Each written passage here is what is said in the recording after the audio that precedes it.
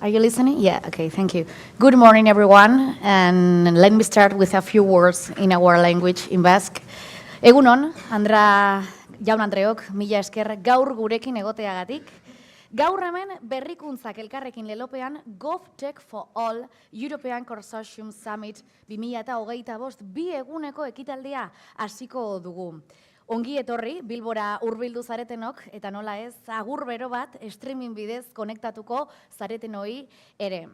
As I said, welcome to the B Accelerator Tower right here in the heart of our city, Bilbao. It's a pleasure to have you with all us today, colleges, innovators, and public sector change makers from across Europe. As many of you know, we at LANTIK, Bilbao and Vizcaya are hosting the GovTech4All European Consortium Summit 2025 these days. A key milestone for all of us working to transform how governments serve people through digital innovation. But before we get into tomorrow's agenda, which will be focused on innovative electronic government solutions, today we take a bold step into the future. A future that may sound abstract, complex, even a little mysterious: quantum technology. Now, don't worry, there is no need for a 5-6 degree or a lab coat. This session is for everyone: policymakers, public managers, innovators. Together, we'll explore what quantum technology really is, why it's becoming increasingly relevant, and how it might help governments face big challenges in new and smarter ways. Because that's what we're here for, not just to understand the future, but to shape it. And the only way to do that is by innovating together. But before we get into all that, we'll start with some words from our institutions. Please welcome our opening speakers. First of all, Javier Vicande, Head of Digital Services and Coordination at Local Government of Vizcaya. A big applause, please. Thank you. Just a quick words before we move on. Dear fellow citizens of Europe, let me welcome you in one of the oldest languages in Europe that we, in this corner of the world, are proud to speak and cultivate, euskera. Jaun Andreok, agintariak, lagun agurgarriok, ongi etorriak izan zaitezte guztiok Bizkaira. Eskerrik asko bihotzez gure lur maitatu honetara etortzeagaitik. I will go on in English. Today we meet here people from different countries and cultures with a common bond: the shared idea that a united Europe focused on the interest of its citizens deserves effort and investment. In Vizcaya, or Vizcaya, we share this spirit, and that is why LANTIK, the technology and innovation agency of our local government in Vizcaya, has been committed to the GovTech4All project from the beginning, collaborating as the technological leader of the consortium. I would like to extend my thanks to the 29 organizations from the 20 countries from which you have come for having chosen Vizcaya as the venue for your first summit, celebrating 2 years of hard work and kicking off a second 2-year cycle. And also I would like to thank the people from European regions near and far. Thank you for coming from at least Greece, Poland, Sweden, Belgium, Ukraine, Malta, the Netherlands. You all honor us with your presence and enrich us with your cultures.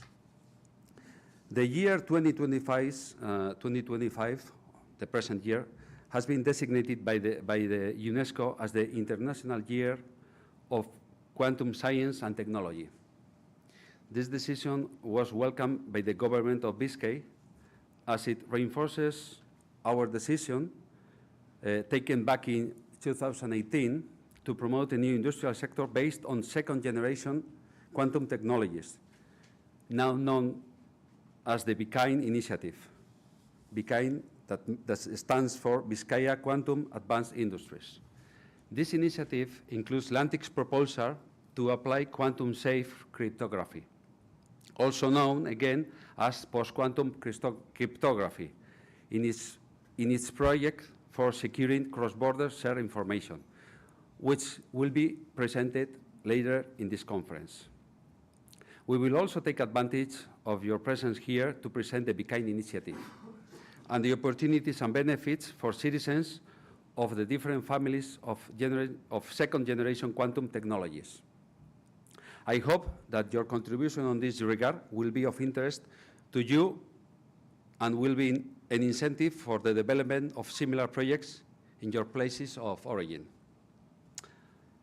I am aware that one day is too short a time to deliver into such a disruptive technology as quantum technology, so I hope this will be the first of many meetings. Do not hesitate to consult our experts and enjoy the first public sector in Quantum Day.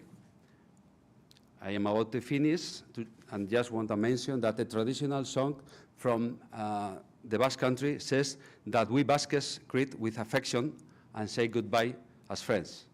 Bear this in mind during your stay with us. This is Europe, you are at home. Thank you very much. Eskerrik asko.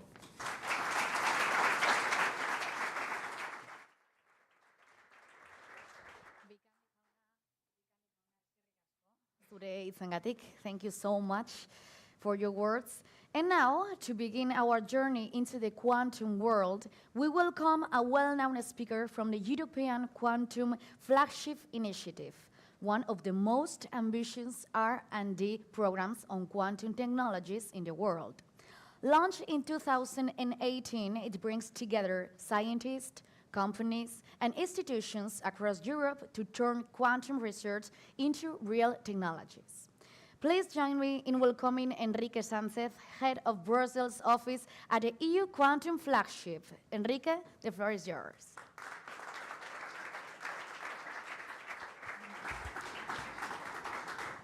Thank you so much, because it's always a great pleasure coming here in Bilbao, which is a wonderful city, with this beautiful weather, with these beautiful people, and it's actually great that for breakfast we're going to have a talk about quantum physics, right? Which is always very nice for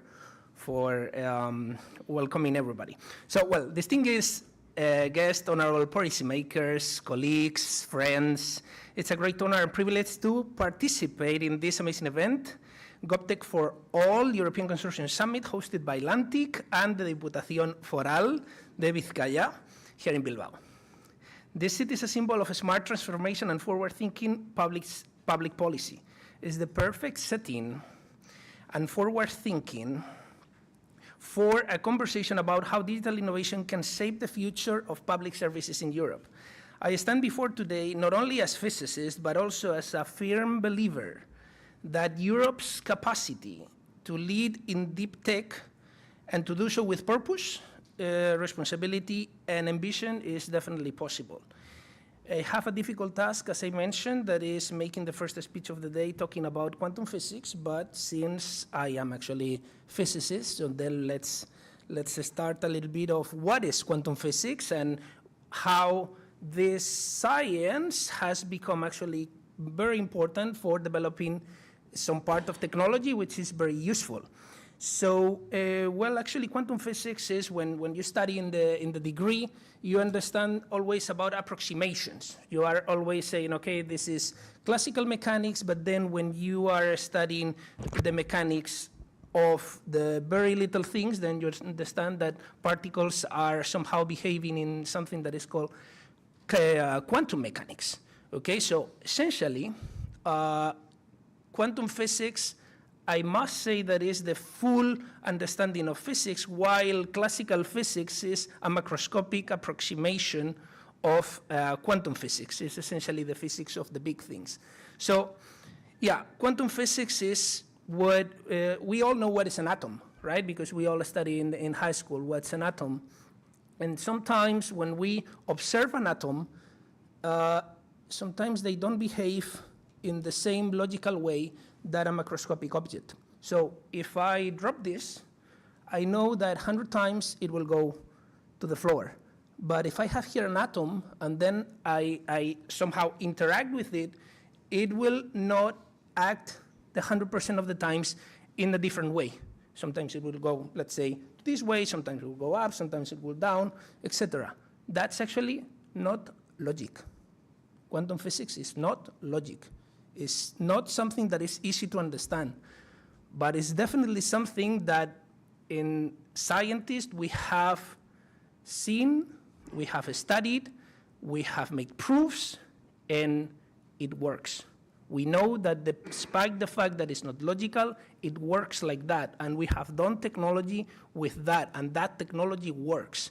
And I will say, for all you, don't worry too much if you don't understand all the particularities of quantum physics. It's actually not needed in the same way that we don't understand how relativity works, but we all use our GPS every day in our phones.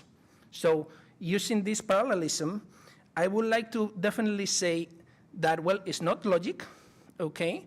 But as I said, with this quantum technology, we can do the same or similar bits in the same way that our phones, they have their bits. Now we can create quantum bits with using the properties of these atoms.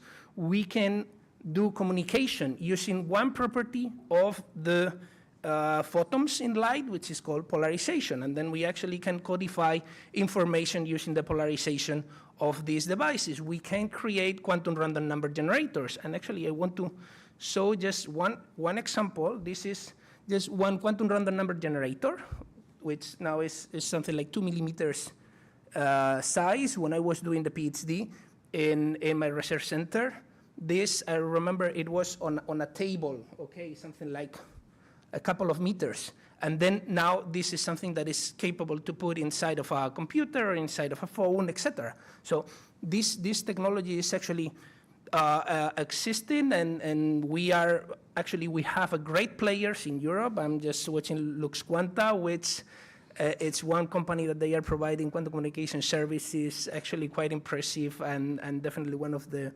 biggest players in Europe for that.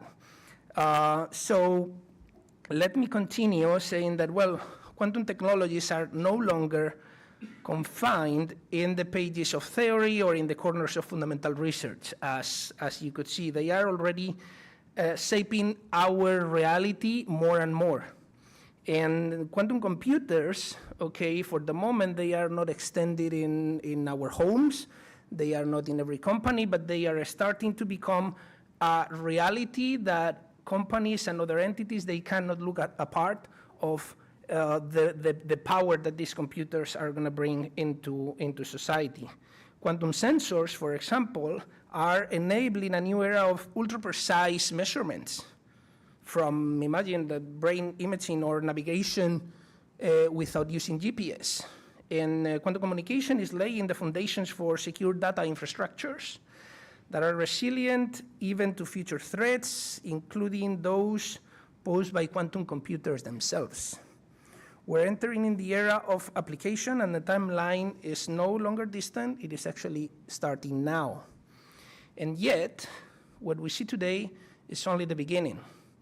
Quantum technologies have the potential to revolutionize entire sectors, from healthcare, climate modeling, logistics, finance, energy, and a very long, etc. And they can unlock molecular-level drug discovery, for example, optimize vast supply chains, simulate materials with atomic precision, and a very, very long, etc.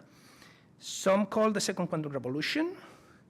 I will go further on that. That is, we are in a paradigm shift that will redefine the limits of what's computable, measurable, and communicable.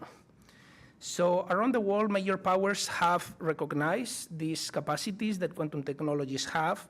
United States, for example, they have their National Quantum Initiative, as well as China, in which they have actually strong plans with very important investments and centralized planning. The stakes are definitely geopolitical, economic, scientific, defense, security, and a very long, etc. And in Europe, or I will say in the European Union, we're definitely not a follower. We're definitely doing very big investments, as well as, I will say, the coordination that the community of quantum technologies have in Europe is definitely remarkable and has been highlighted by the United States for sure, okay, that they definitely recognize that we are doing quite well. Since the moment that I entered in Brussels, this was 7 years ago, the public investment has increased from 1 billion euros up to 8 billion euros, and I will tell you a bit more what are the plans of the European Quantum Strategy of the Executive Vice President Hanna Virkunen that will definitely go together with more public investment in that regard. So, as I said, well, in Europe we're definitely connecting research with markets, with policymakers, with connecting value and technology, as well as obviously keeping one of the principles that we have in Europe, such as democracy. So, I want to talk to you about the Quantum Flagship, which is, well, let's say my affiliation in that sense, which was an initiative of the European Union to potentiate and making growing the research in quantum technologies in Europe. We have created a full stack innovation ecosystem supporting every step of the chain, from basic research to applied research, improving also and supporting the creation of intellectual property, and also accompanying the companies and the innovation to go into the market, and startups and scale-ups, etc. So in Brussels, we have been working on creating also the different elements to create a fruitful ecosystem, such as European Quantum Industry Consortium, that I know some of you are actually members of this consortium, as well as the national quantum strategies that a few years ago we were calling to every member state asking for who was the person in the administration with the competencies in quantum technologies. That actually helped to some of the countries that they were not, let's say, developing their internal capacities in quantum technologies to actually catalyze the process, okay? Because let's say the European Union was asking to the member states who was the person with that competencies, and then actually, as per today, we have a clear contact in every country who is the person and what's the department with the competencies in quantum technologies, and that actually helped very much to make actually the European Declaration on Quantum Technologies, which was firstly announced in 2023 under the Spanish presidency of the European Council, and then was finally signed in Brussels under the Belgian presidency of the European Council, in which countries agreed upon on a couple of, let's say, compromises, which are definitely advancing in securing research by the industry, intellectual property, advancing in infrastructures, as well as advancing in a common governance model for all the quantum technologies initiative in Europe. And probably you have heard about the Hanna Virkunen, who is the Executive Vice President of the European Commission. She has strong plans for European Quantum Strategy, which will be launched on 2nd of July. And I can tell you there will be a high-level board with a very, very, very high-level people worldwide governing the strategy in Europe, as well as a Quantum Act, which is definitely legislation at the same level of the AI Act that was published, it was end of 2023, as well as the CHIPS Act. Okay, so essentially this act, this legislation will advance on developing and creating the capacities for manufacturing quantum technologies in Europe, and not just, let's say, doing what happened in other disciplines in which we have beautiful computers manufactured outside of Europe, and then in Europe we are just observing and buying the products from outside. Okay, still in quantum technologies, the market has not flipped into one of the sides. The manufacturers still are unclear where it will be. We have definitely great players in Europe, just as I mentioned here, a couple of them that are European, that definitely in the European Union we are trying to support these actors, okay, to avoid, as we said, that we have beautiful computers manufactured outside of Europe.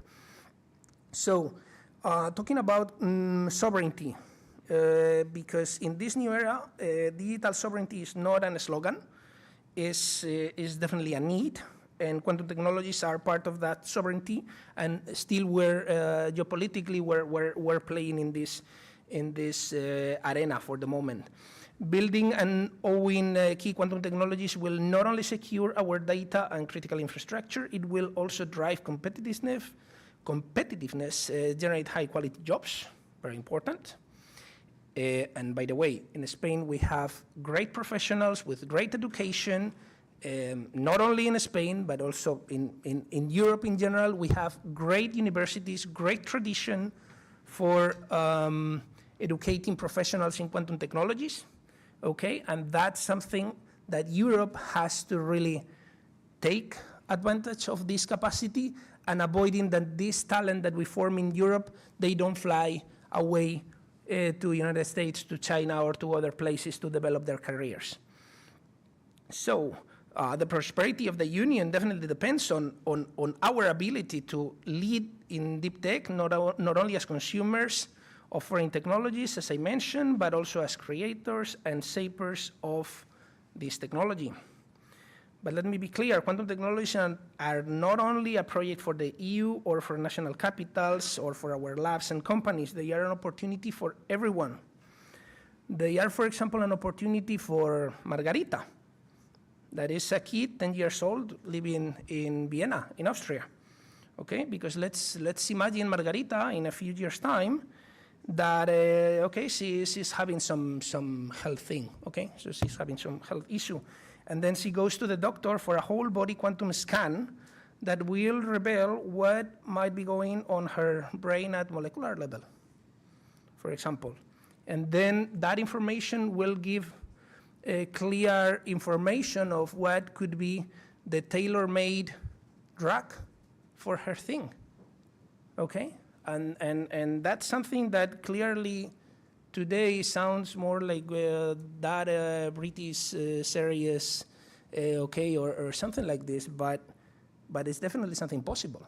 I'm not talking, I mean, it's definitely possible to do a scan at molecular level using quantum sensors.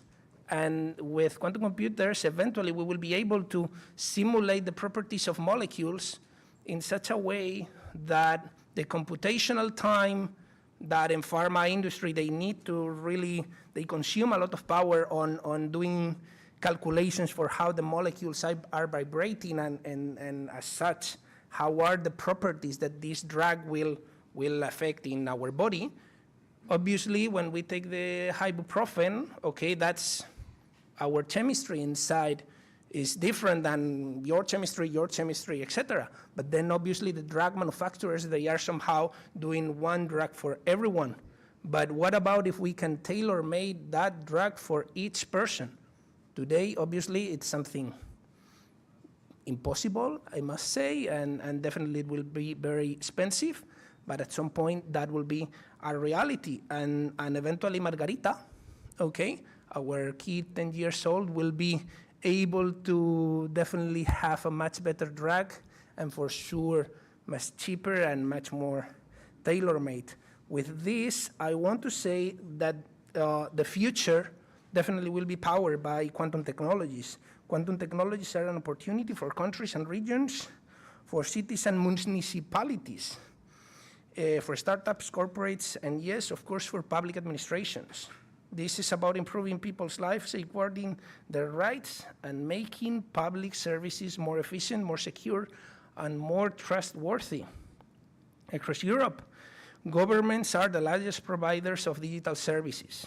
The way we deliver healthcare, justice, taxation, education is not abstract. It touches every citizen. And regional administrations like the Diputación Foral de Vizcaya and entities such as LANTIK are showing their leadership and vision on these tendencies. By exploring how emerging technologies can improve governance, they are helping to build a smarter, fairer, and more resilient Europe. And quantum technologies are not distant, are not, as we said, a theoretical concept anymore. They are already starting to benefit the cities. Imagine secure communication between emergency services, traffic sensors using quantum-enhanced precision. Imagine predictive tool for energy grids based on quantum algorithms, and a very large etc. GovTech4All project, whose first place concludes today, is a remarkable example that it has shown, for example, that two universities can exchange sensitive data across quantum-safe secure channels using post-quantum cryptography. A powerful demonstration that we can already build quantum-resilient public infrastructures. This is not only a technological achievement, but it's a policy-relevant success, and thank you for demonstrating that and showcasing this as something that is possible to do using quantum technologies in this project that is definitely not at the core of the quantum flagship, but something else, and is definitely spreading and giving example of how this technology can be applied in other projects. And to all of you, just to conclude, policymakers, regional leaders, digital strategies, I encourage you to keep supporting the development and deployment of quantum technologies within your countries, region, cities, entities, etc. Invest in talent, foster experimentation, connect your regions to the broader EU quantum ecosystem, including quantum in all your national and regional digital strategies. Because quantum is not only the future of the technology, it's also the future of the public service. And by the way, democratic innovation. Let me close with a thought. In quantum mechanics, there is a concept known entanglement. Two particles, once connected, they remain intertwined no matter how far apart they are. In many ways, our destinies as European nations are entangled. Our innovation, our channels, our challenges, and our opportunities are shared, and only together, by acting boldly and with unity, we can truly lead this transformation. Thank you very much, and let's make the quantum future of Europe great.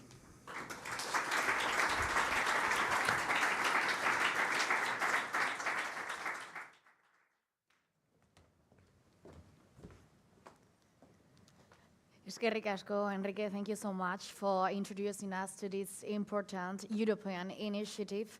And as you can see, quantum is not only about science, it's also about sovereignty, security, and how we build Europe's digital future. Today, quantum technologies are becoming a part of Europe's strategy for innovation and independence in the digital world. To help us understand this broader vision, we are joined by a representative from the European Commission, someone closely involved in supporting and shaping the work in the EU level. Unfortunately, he can't be here with us today, but he will be joining us online. Please welcome the EC Project Officer, Stefanos Kodoglou.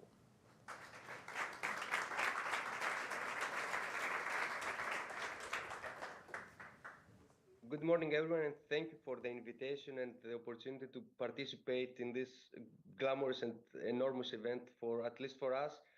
Unfortunately, I'm not there, and I have to apologize to everyone there, because also I wanted to be there to catch up with everyone that is working in these first 2 years of GovTech4All, and also focusing on this quantum technology that I have to thank a lot Enrique for his very nice speech that actually teared apart my speech, but I will try to be more, let's say, innovative also in my words, because already mentioned by the organizers, sovereignty and of course competitiveness. And there are two catchy words, two sexy words that we are using in the Commission. It's something that we are aiming at for the future, and it's under our future plan on this. Also, part of the AI continent and all the activities that we are running recently, it's about sovereignty and of course innovativeness and the cooperation and the invitation of startups and scale-ups to be part of this ecosystem. So again, thanks a lot for this opportunity to speak today. I wish you a nice 2 days event because, okay, this morning is about quantum, but it will continue with all the results and the talks about GovTech4All. And the first 2 years with examples and results from the different pilots and of course lessons learned. Again, I wanted to be there just to hear what you have to say about this and also to get your feedback on different activities. As mentioned, this year, it's International Year of Quantum Science and Technology, and it's nothing less but giving more importance on the work that we are doing. So it's very important of positioning Europe in quantum technologies. And it's also, as mentioned by Enrique, it's not only Europe. Of course, we are sometimes lagging behind, but always we are trying to lead and follow up with good examples that, as mentioned by Enrique, China and also the US are working on it. But as I said, it's like big like goal and like an opportunity. It's not something that's cheap. It's something that brings more challenges to us, but it's something that it has to be done given all these opportunities and also these new solutions that quantum mechanics will bring to everyday life, I would say. I mean, the example with Margarita, I think maybe I'm mistaken her name now, maybe it was Marina. It's something that I wouldn't say that it's only a Black Mirror episode, but it's coming into reality and it will be in the next years. Okay, now we are more in the exploration period and the more piloting and testing section and part, but it is something that it's coming thanks also to this flagship that Enrique mentioned. Of course, key reasons to invest in quantum technologies in Europe, it's, as mentioned, technological leadership, competitiveness, digital sovereignty, and security. But this also will bring economic and social benefits for businesses and, of course, for citizens. Job creation, of course, with talent and different trainings that they will follow, and economic growth will be results of this movement. And nevertheless, international cooperation and collaboration is something that we are looking after. It's something that we are doing already through our program, through our pilot, the GovTech4All incubator, because okay, you will be there in the next days, but I just want to mention that this specific project that we are running, it's something that it brings innovation, or at least intends to bring innovation. But what it really brought, at least for now, it's this collaborativeness, this united, I would say, nations or European countries, better to say, to work together towards something that, of course, brings results when it comes to innovation, when it comes to sovereignty, when it comes to skills, etc. So Europe actually is working towards this with these different initiatives that I already mentioned. I'm not a specialist in the specific sector, but I'm closely following and taking as an example the work that we are doing under the GovTech4All incubator. So investing in research, development, talent, and the creation of strong quantum ecosystem will enable Europe to maintain its competitiveness, ensure digital sovereignty, and harness the economic and social opportunities that these technologies can offer. Since 2019, as Enrique was also explaining before, all 27 member states have signed the Euro Quantum Communication Infrastructure Declaration, and they agree on working together with the Commission and the support of ESA, the European Space Agency, towards the development of a quantum communication infrastructure that covers the whole EU. This comprises terrestrial, like with the use of fiber, and space satellite segments, of course. So it's like a dome, it's like a very holistic approach that covers not only the land, but also the space. Of course, it's something that I repeat myself, and it's something that we take it as a result and as a lesson learned out of this project that we do. To innovate, we have to work together. To innovate, we suffer together, and to innovate, we also grasp our results and the exitus, the successfulness out of our works together. Of course, there are challenges, but at the same time, these challenges are opportunities, or at least we take them as opportunities and we turn them to the positive side and we walk towards something very meaningful out of these challenges. Such opportunities, challenges, opportunities, I will call them, are funding and research programs, measures like the GovTech4All. Under the GovTech4All, you will also listen later and tomorrow. We have one pilot which is on secure encryption algorithms, which it's on quantum safe, of course. Under the secure information in cross-border data space pilot, here I forgot to thank, but I have to thank LANTIK also for their participation, not only for the organization of this wonderful workshop. And coming back, let's say, to the practicalities of the workshop, I hope that your day yesterday with the dog outside the museum in Bilbao gave you this warmth and safety and happiness, I would say, that it will be added up in this satisfaction that this workshop of 2 days will bring to you. So it's another wish from my side. But going back to the challenges, opportunities, as mentioned before, it was also mentioned by Enrique, also by the keynote at the beginning, there is the need for talent development. It's a need, it's a curse, but it's a big opportunity, meaning curse, it's something that we have to do, but at the same time, it's very good to do. It's something that will bring more opportunities, more jobs, and also it will improve, let's say, the skills of everyone, not only citizens, but also employees, public administrators, businesses. It will be also the big challenge that the EU is working towards through this also declaration and the different funding schemes and programs, the creation of a quantum ecosystem, and of course, regulation and governance around this. I would like to highlight this concrete example of LANTIK again, just before closing, that LANTIK of course, in the Biscay region in Spain, it exemplifies how local innovation ecosystems can align with EU-wide goals. So it is the bottom-down approach. It's something that the European Union, the European Commission aims at.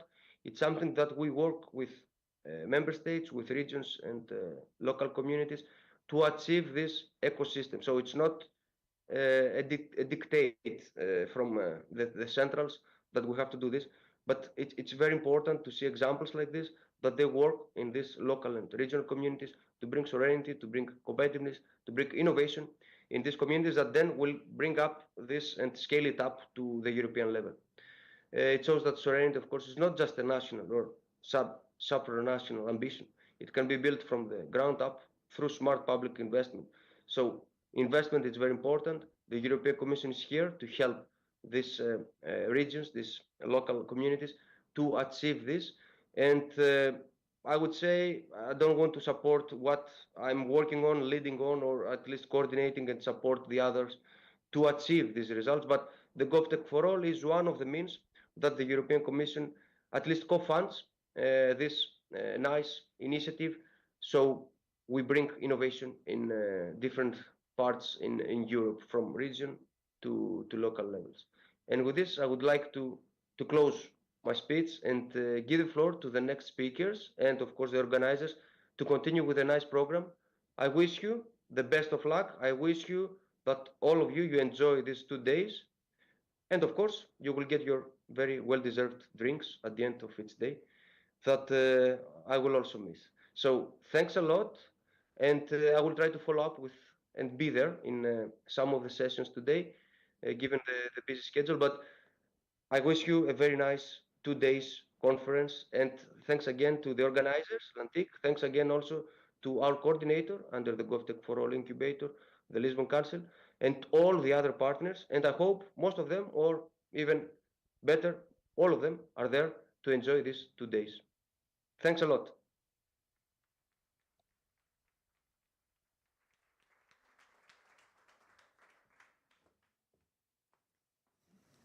Thank you so much, Mr. Kodoglo, for your intervention. We've just heard how Europe is moving forward on quantum technologies. Now, let's zoom in what's happening right here in Vizcaya.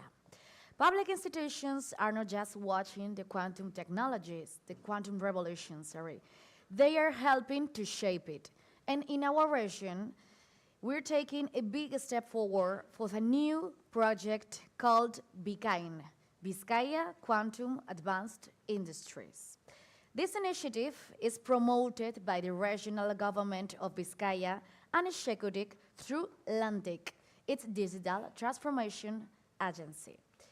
BeKain aims to create a local infrastructure for testing and developing quantum technologies right here in our territory. Before we hear more details, let's take a look at this video that introduces the project and its goals. Vizcaya has always been a land of industry and talent. Since the days of the 19th century Industrial Revolution, this territory has known how to innovate, starting with metallurgy and shipbuilding. With the return of democratic institutions, LANTIK was born, Vizcaya's public digital agency, created by the Provincial Council to drive digital transformation. From the very beginning, it backed pioneering projects in information technology and microelectronics. Today, the future has a name: second-generation quantum technologies, a field with massive potential to transform three key areas: computing and simulation, sensing and metrology, communications and cybersecurity. But what does this mean in real life? Thanks to quantum computing and simulation, we can apply new optimization models that improve public resource management. A clear example is the proof of concept projects developed to optimize Vizcaya's bus networks. Quantum sensing and metrology allow us to measure what was previously unmeasurable, detecting potential health risks and improving quality of life. For example, quantum sensors have been developed that can detect forever chemicals, previously undetectable. Finally, quantum technologies in communications and cybersecurity will enable the development of ultra-secure, cross-border communication networks, impossible to hack. This is the vision behind BeKain, Vizcaya Quantum Advanced Industries, the strategy positioning Vizcaya at the forefront of second-generation quantum tech. BeKain is part of a broader collaborative network aligned with initiatives such as Basque Quantum, Quantum Spain, and the European Quantum Flagship. Its goal to attract, develop, and retain talent and projects that establish Vizcaya as a global reference in the field. To make that happen, the territory already offers 3 universities providing dedicated quantum education, 16 startups active across all 3 quantum domains, a regional ICT cluster with over 300 member companies, and the involvement of global tech corporations actively contributing to the ecosystem's growth.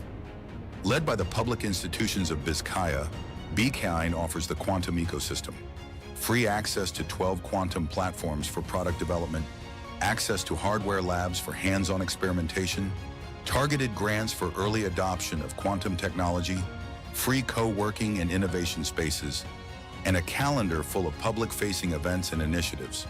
Vizcaya Quantum Advanced Industries is more than a strategy. It's a commitment to activate processes, identify opportunities, and scale cutting-edge technologies, all with the aim of building a competitive industrial and tech ecosystem. One that fuels entrepreneurship, scientific talent, innovation, and international positioning. BeKain provides governance, infrastructure, services, spaces, and the collaborative environment needed to make this plan a reality. Because BeKain is the engine we build today to shape the quantum industry of tomorrow.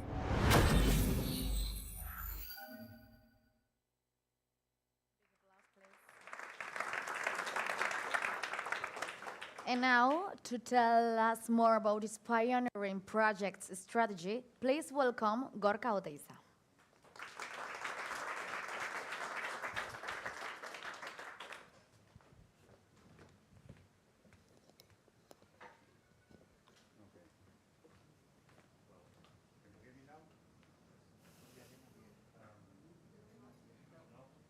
Not yet.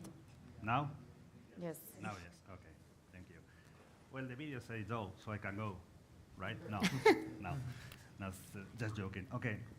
So let me introduce a few words about BeKain before going on to the practical part of the morning, which are the 3 big sessions. We're going to talk about the different quantum technologies families. So this slide says, Building a Quantum-Powered Future for Business and Society. It's a very strong title, okay? But we think it's a duty from every government. In the 20th century, the governments built physical infrastructures. But now we are in the 21st century. We need to build digital infrastructures for our citizens, our companies, so they can be competitive, so they can connect to each other, they can work and live happy lives. So that's something that Vizcaya, the regional government of Vizcaya, is really committed to. And LANTIK is helping on that way. That's why we created the Vizcaya Quantum Advanced Industries Roadmap and Initiative. So, welcome to Vizcaya. As you have seen, we are small, but we work a lot. We are innovative. Our industry, innovation, it's been part of our trademark. And LANTIK has been helping the government for 44 years to go on, to move forward. We were founded in 1981, and we expect to be here for another 44 years or even more. Let's see what the future brings to us. These are some of the milestones we achieved through the years. 1998, first personal income tax using the internet. There's some people in this room that were part of that project. You continue over time, Vizcaya project, giving all the municipalities access to all digital technologies, once again, helping every citizen to have the same rights and accesses to all the technologies. But let's focus on the final ones. In 2020, we had the first quantum public procurement. We hired a computer so we could put that technology to people that couldn't afford access to that. And we continue doing more things. We published our strategy, and in 2024, we launched Vizcaya. So, Vizcaya Quantum Advanced Industries, that should not happen. Office licensing problem, it's not me. I didn't break it. So, Vizcaya initiative. Vizcaya is a play of words. In Basque, if you change the Q of quantum by a K, Vizcaya means excellence, means outstanding. And that's what we wanted. We wanted to create an outstanding policy and framework to support the development of our industries in quantum technologies. So it looks like we did everything in 2 or 3 years, but look at all these steps we took on the way. We did many, many things. We visited the IBM's research center in Zurich. We contacted the CSIC. We did a procurement. We worked with the Fraunhofer Institute in Germany for the first European quantum computer. We contacted with the Quantum Flagship, through Enrique Sanchez, we have an excellent relationship. And we conducted the universities. We hired many platforms. We did many, many things in just 4 or 5 years. But that's because quantum technologies are not stopping. They're continuing developing. So we have to be there if we want to be on the wave. The strategy has 3 main axes: technologies, dimensions, and means. So how does that work? Technologies. Well, you need the technology to dynamize the process and capabilities of your industries. So we are here divided in 3, let's say, fields or families: computing and simulation, communication, cybersecurity, and sensing and metrology. We'll talk later about those, and also the 3 panels we have after will be specific on those topics. With the technologies, we have the dimensions. Dimensions help us articulate a competitive industrial and technological ecosystem through entrepreneurship, business competitiveness, innovation, and also the talent and techno-scientific culture generation. And the last part, the small wheel in the center, is what makes everything roll, what makes everything happen. The means that provide this hub with governance, infrastructure, services, ecosystem, and spaces. The rules that make it work. So, talking about computing and simulation, well, this is what we have now. These are available platforms that we have now here in Vizcaya. We don't host them because some of the platforms are big quantum computers that are stored in big data centers, but we have access to them. We have access to the IBM's quantum computers. We have access to, through our Amazon Bracket, to all these supercomputing platforms, also through Azure, Microsoft. We have the 3 quantum computing technologies that are available in Europe: IQM, Pascal, and Kilimanjaro.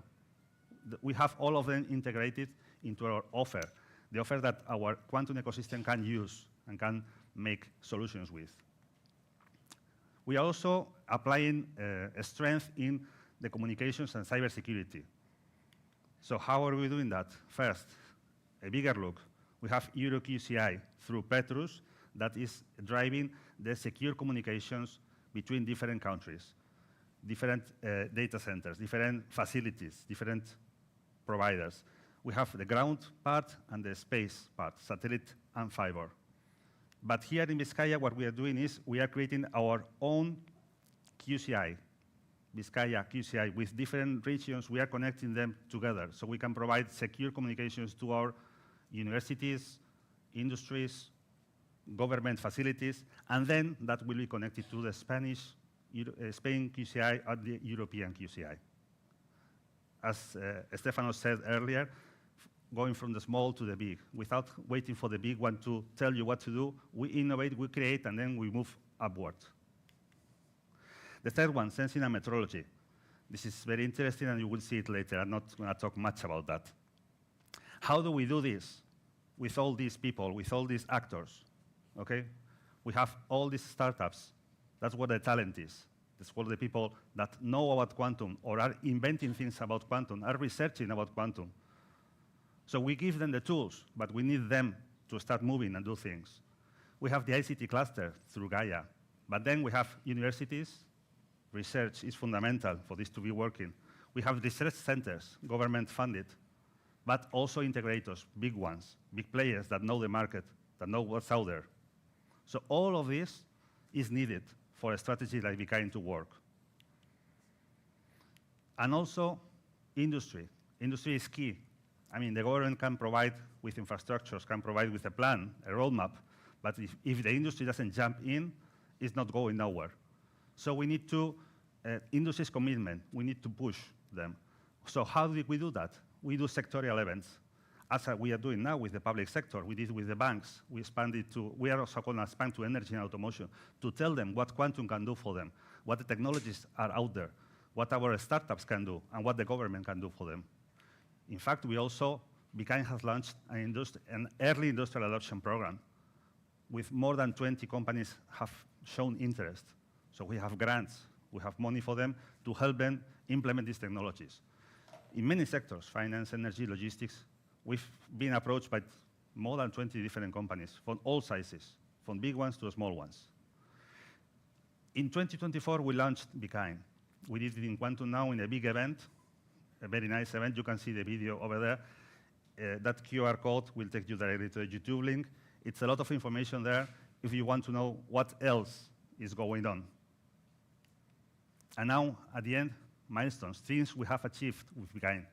Vizcaya, as part of BaskQ, Vizcaya is a strategy that is part of BaskQ, but it's also part of Quantum Spain, and it's also part of Quantum Flagship, okay? You cannot go alone on the road. It's better if you go together. You will reach much further. We have the world's most robust ecosystem. Till someone else says the opposite, that's what we have, that we know we have. We are creating a new supply sector because all those companies, those quantum startups, are starting to provide services. Infrastructure, we did the first Hello World from the public sector. We are getting through Telefonica to have the first time Fujitsu hosts its platform outside Japan. It's going to do it in Vizcaya. We have more quantum platform available than any other administration, I would say in the world, but just in case I want to do it. Vizcaya QCI, we are working on it, and it's going to scale up. More than 20 companies interested in that. We're getting awards. So Vizcaya is working, and the government is pushing for it, and we keep doing things. So we're not going to stand and see how others do things. We want the ones to be on the wave doing.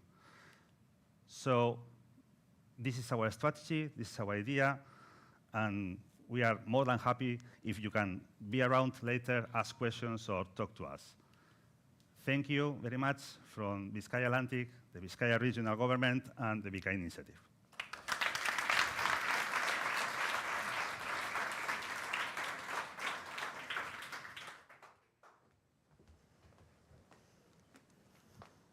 Eskerrik asko zure hitzengatik. Thank you so much for your words, Gorka Oteiza. The state of art of quantum technologies is divided in different fields of study. The first and one of the most discussed is the computing and simulation technologies field. These technologies harness quantum power to solve problems classical computers struggle with, but will keep it straightforward and engaging, so no need to bring out your quantum calculators yet. To guide this conversation, we have different experts joining us on the panel, which are Iraiz Montalban from Falcondale, Álvaro Nodar from Global Data Quantum, and Javier González from Quantum Maths, which will be moderated by Antonio Perez from Quicentroid. Over to you.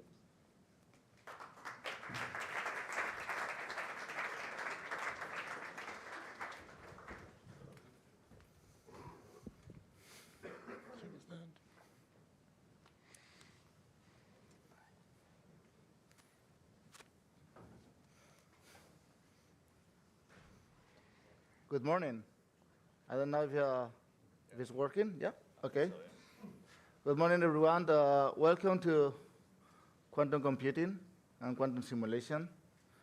Last week, I was attending an event for businessmen, and before starting explaining quantum computing, I asked a question, what do you know about quantum computing? And one person raised their hand and said, quantum computing is the technology that is going to accelerate the destruction of human beings. And I say, okay, there is a lot of misinformation in the news. Now, today, we will try to explain what is quantum computing and quantum simulation, why is this technology important. Also, we will try to explain why it's important to build a quantum ecosystem, and why we are here in Vizcaya, in Bilbao, and some use cases for public sector in the national government, regional government, and local government. So let's start with first part of this panel with Álvaro. Can you explain us what is quantum computing? Oh, it's working? Yeah? Okay, so quantum computing is a new technology. It's a new technology that's going to solve very efficiently some very complex and very important problems. Problems like optimization in logistics, problems like drug discovery. And something that's very exciting about quantum technology is that now we are experiencing firsthand a race on the development of these quantum computers. And this race had speed up significantly in the last couple of years. There's something that, well, from our side, we work, for example, very closely with IBM, and when we started working with these quantum computers, they have up to 25 qubits, which is how we measure the power of these quantum computers. Now we are, fast forward 2 years, now we are working with 150 qubits. This means that we have a scale up from something that's like a Nokia to a BlackBerry. Like, there's much room to improvement. It's very exciting to be on that field. It's very exciting to experience that firsthand. We're very thankful for that. Thank you so much, Álvaro, for your answer.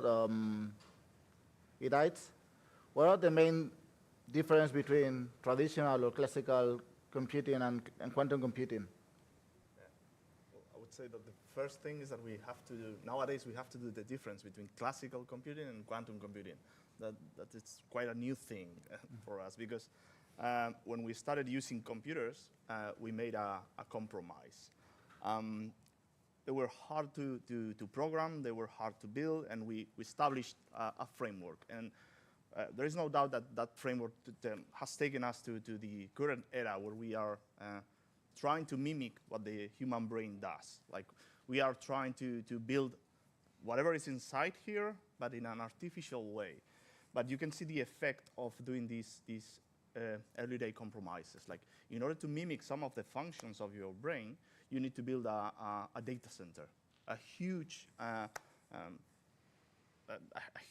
warehouse where you store many of these computers, and they suck up a lot of energy in order to mimic just one function that is running here on a daily basis. It's something that weighs less than 2 kilos and consumes something around 20 watts, right?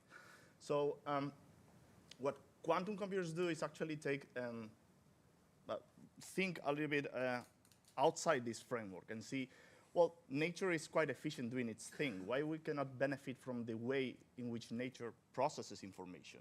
And that's a little bit the general idea. If we are able to build something that is closer to the original nature of the things, like molecules, Enrique was talking about atoms. If we can manipulate atoms, maybe we can do simulation of molecules are even more efficient than we do nowadays. And that's a little bit the promise of quantum computers. They will be closer to the natural thing. They will be closer to the things we want to mimic and we struggle mimicking. And hopefully we will do it in a more efficient way, consuming less resources, consuming less energy, and having better results. That's I guess, the goal. Thank you so much. And Javier, you have entered this world several years ago, and you have the opportunity to track all the improvements of the technology. And so could you explain what is the state of the art in quantum computing, and what is the near-term evolution of these technologies? Well, let's say that even though we have considered computation and simulation as a whole, there are different aspects that one must to consider. So on the one hand, we have classical techniques that have been pushed. Those are called quantum-inspired techniques, and those are really ready for business today and can be implemented because those are run on classical devices. And the showing up of these techniques is strongly correlated to pushing the frontiers of knowledge in quantum computing. On the other hand, we have some devices which are specialized for solving optimization problems and that are evolving and so far are offering some particular features that can be helping for some problems. And on the end, we have the problem, the milestone of the most powerful computers that will threat our cryptography system and will be able to break these keys. But that is still ahead, maybe 5 years in the more optimistic scenario, according to the roadmaps of different hardware providers. But the point is that even though we have still all of this gap of years, companies must enter into quantum computing to generate all of this knowledge around this technology and to understand how potentially you can benefit. And it's time to start to generate all of this intellectual property and to understand how this technology can impact in the corporation, and along this path to be ready for the time when the technology is mature and can offer the full potential. Thank you so much. Thank you so much. And now we will enter the next block of this panel to try to explain what are the experience here in BKN, in Biscay, and why it's important to start building quantum ecosystems around the world. Javier, could you explain what is the value of BKN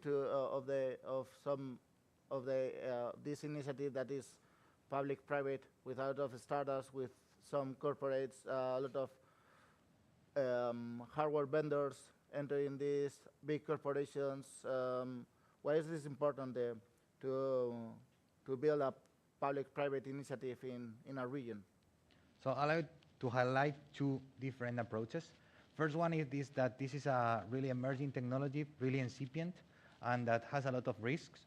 And somehow the public-private collaboration helps to mitigate those risks and to engage companies into this. And on the same time, for small startups as the ones in the ecosystem, this is an opportunity to establish these connections and these bridges between the really large corporations and the small companies, and to foster these projects and to create new collaborations beyond what is already in the ecosystem. So in the end, I will say that that's a way of promoting an ecosystem with all of the participants and to foster this collaboration and to grow as an ecosystem.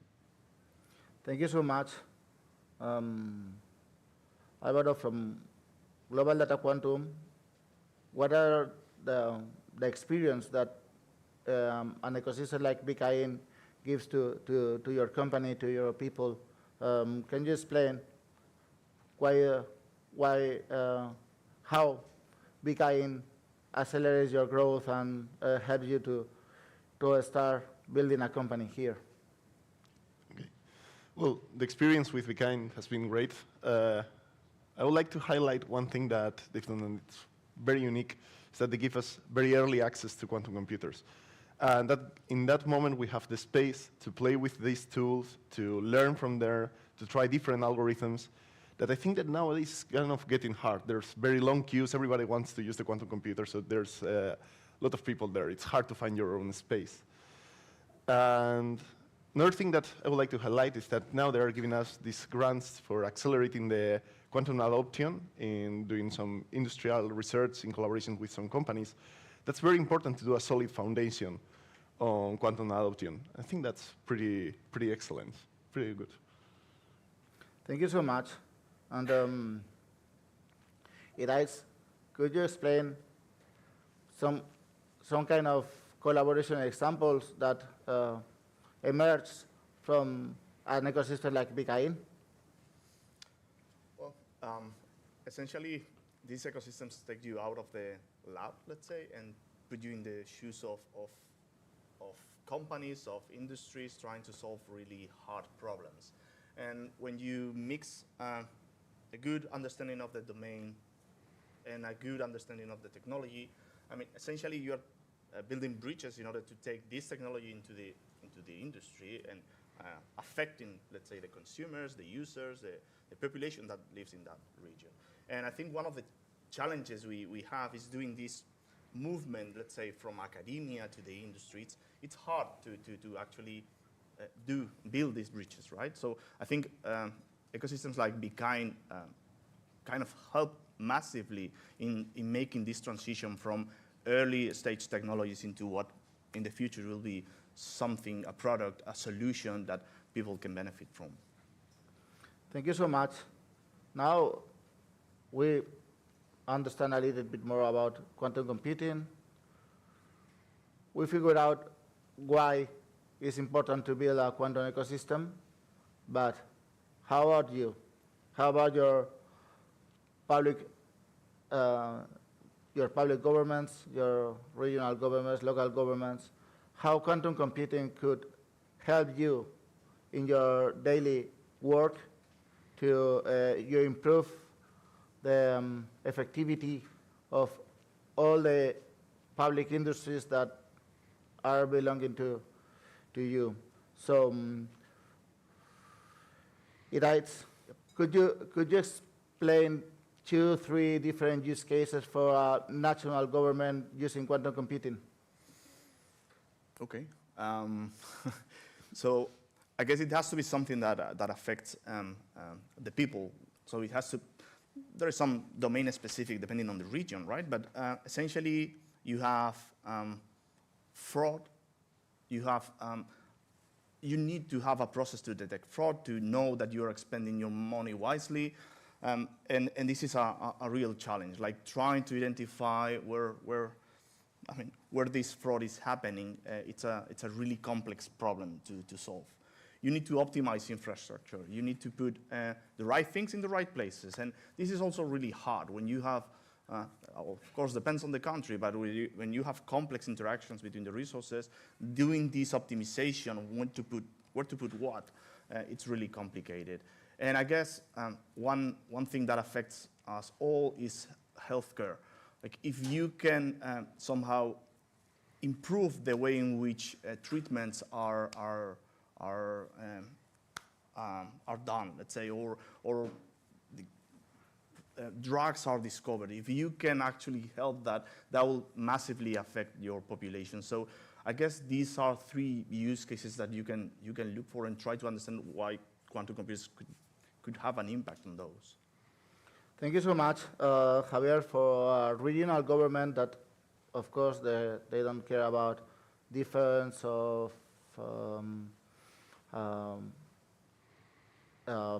public national economy or some kind of connections between regions and things like that, but For example, here in Spain, there are a lot of functions that are delegated to regional governments that are very, very important. And Javier, could you explain 2 or 3 different use cases for our regional government, for like Biscay government? Sure. So I'd like to begin with one of the most important resources that we have, which is water. And here we have in every region the different management of water. And when talking about managing water, it is especially crucial when treating this water to reduce the pollution in the water and to give it back to the rivers. So this is a use case that involves, for instance, the sensing in order to detect different particles, but also computing in terms of optimizing the energy efficiency and to reduce the quantity of energy that we need to fulfill these regulations. So this is a really crucial point because we estimate that this energy can be reduced dramatically, around 20%. So this will help with the management of wastewater. And a different use case related to management is the scheduling of timetables and coordinating different resources. So when we have, for instance, an academic institution and we have to organize the different scheduling of the lectures and coordinate different resources and restrictions, different professors and number of students, and we have to somehow fit all the different conflicts and to have the resulting scheduling. This is something really computationally expensive, as well as in healthcare to coordinate the different services and personnel in a hospital. So this is something that regional governments could benefit from. So by having this computational power, you can reduce the energy consumption in utilities, especially for wastewater. You can help how to manage with these scheduling problems, and you can also deal with optimization problems related to routing. So this is also pretty important in terms of, for instance, the mobility problem and how to coordinate resources in this sense. Thank you so much, Javier. And Alvaro, you have a lot of experience working with local governments. Could you explain to us 2, 3 different use cases for local governments, for example, cleaning the city, security, mobility, whatever you have worked with? Could you explain 2, 3 different use cases? Well, I think that local governments have use cases that can really affect the day-to-day of their citizens, which is pretty interesting for quantum computing to have that impact.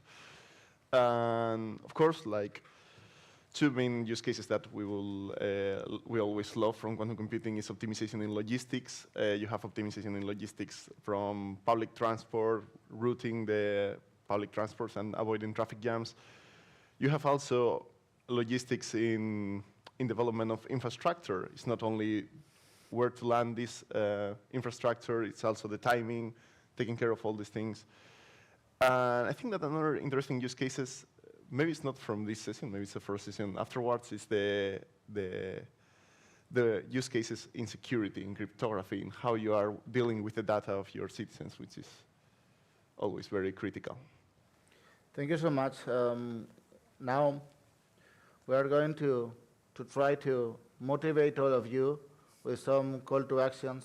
And what will you need to do to establish and improve a quantum ecosystem in all your regions, because it's very, very important. For example, here in Biscay, we have nearly all the quantum startups in Spain. Not everyone, but very high percentage of all of them. And this is very important, for example, for us to be here, because all the quantum Spanish world are here in Biscay. Probably mostly all of them, not only as a startup, for example, as a provider like Kilimanjaro, that is not based on Biscay, but it's one of our providers. We have a lot of different part of the stack of value of the quantum world. People making hardware, people making algorithmia, making sensors, making cryptography platforms, and we have everything here, and we can build the whole quantum stack in one region. So, for example, Javier, could you try to ask or to say something about why it's important to build a quantum ecosystem? Yeah, that's important first to leverage and boost the resources that you have in the territories. So maybe you have institutions, academic institutions, or you have really important corporates that are dedicated and could improve. And in the end, the public administration is the glue among all of these different pieces and can gather all of the different parts that otherwise couldn't be in touch. And that's the way of doing this. And maybe you realize that you maybe need to import another knowledge because you don't have the resources. So we are here talking about recognizing what you have and to build a community and to basically leverage the resources that one has in the territory in order to acquire this technology and to be ready for the time that the maturity of the computers is the one that is going to enable us to do really great things. Thank you so much. Iraitz, you can comment. I can subscribe what he said. I mean, so we are really bad at understanding what disruptive technologies will do in the future, right? If you ask somebody from the early 50s to think about use cases for computers, probably they wouldn't thought about internet, right? But you need to put this wheel running. You need to educate your people. You need to understand your gaps. You need to see if you have access to this technology, and little by little increase your awareness of how much these technologies will impact your region, right? So I'd say that it's a matter of being smart, of setting this strategy in order to start building this awareness, this knowledge, and probably that will take you to paths where you didn't think that quantum computers would have that impact in your region, but by being inside this world, you will learn by doing. And of course, when you start working on something that is really challenging, new products, new solutions, new things appear, and you don't know where the benefit will be just by using these computers. We didn't know that by looking into going into space, we will have microwaves. So, I mean, you don't know what is going to come out of that. So the idea is that have it running and see what happens. Thank you so much. Alvaro? Well, just to add something to this discussion is that I encourage to start early, to start this quantum adoption early, because quantum computers are a scarce resource. I didn't feel it that way, but 2 years after being here, you start to realize that everybody is trying to get in, and it's getting packed. And, yeah. Thank you so much. We have like 3-4 more minutes. So last question.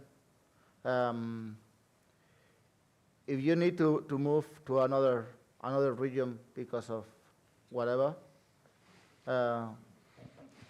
what are the key things that you will need to find in that region to establish your company or establish your people there? For example, Javier? I think that a good entrepreneurship program is the key, and we have it here, the perfect matching. But in terms of expanding to new markets, I think that it's crucial that you can have a really good welcoming. So that's really interesting. So for instance, we are developing this software for optimal control of the plants for wastewater, and that will be crucial to talk with institutions and to have people willing to make the contacts and to present us the right people just to know how we can penetrate into those markets. So to have this reception, I think that's something completely meaningful and that will help us to expand our markets. Thank you so much. Alvaro? Well, I will say that access to talent. Here are a lot of scientific institutions, research centers that support also the development of algorithmic research, hardware research. This is pretty interesting. I think that this is pretty unique from here. Well, I think probably there are more places with more universities and research centers, but here we have a good resource with that. Thank you so much. Right? I mean, now that you have been here for a while, my answer would be food. I mean, that region has to have better food than we do. And that's a real challenge. Yeah, I will try to answer this question by myself. And it's not only food. Food here is amazing. It's amazing. It's one of the main reasons that I travel from my house each month. It's not only to have a huge ecosystem of researchers, companies. It's more than that. I think that building an ecosystem, a deep tech technology ecosystem like BKIN, is about common sense and humanity. Common sense because it's very, very, very, very easy to waste public money building things that have no future. And you need common sense to find all these pieces of technology that could help in reality your region, your country, your town. And BKIN for us, for example, is one of the best examples of how public money is well spent, because they are building very high talent ecosystem here, but with the baseline of we are like a family. So we try to help each other here and this is why there are more companies, more startups coming to Bilbao. It's not because of the food, it's not because of the weather. It is not because we are the best region to enter quantum hardware in the world. It's not because of that. It's because we know each other, we help each other, and we grow together. So this is something that is key important for any region that wants to establish a new deep tech, quantum, or another technology ecosystem. So thank you for coming and try to clarify what is quantum and how quantum can improve your life. And thank you for everything. Thanks to you.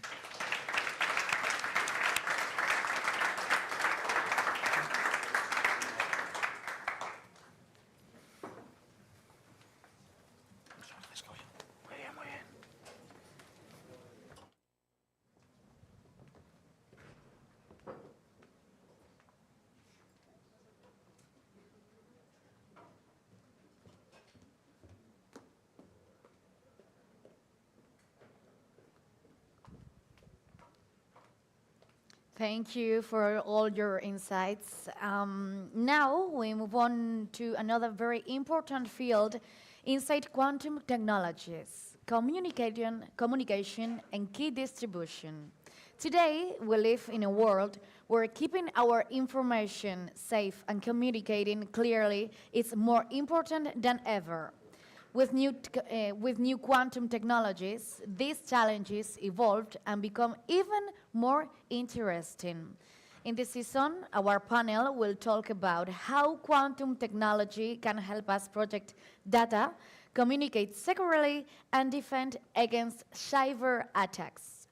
Our moderator, Vanessa Diaz from Luxanta, will guide the discussion with 3 expert panelists: Carlos Fornaut from Oesia, Aitor Brazaola from Tecnalia, and Antonio Agustín Pastor from Telefónica. Let's welcome Vanessa Diaz to start this important conversation.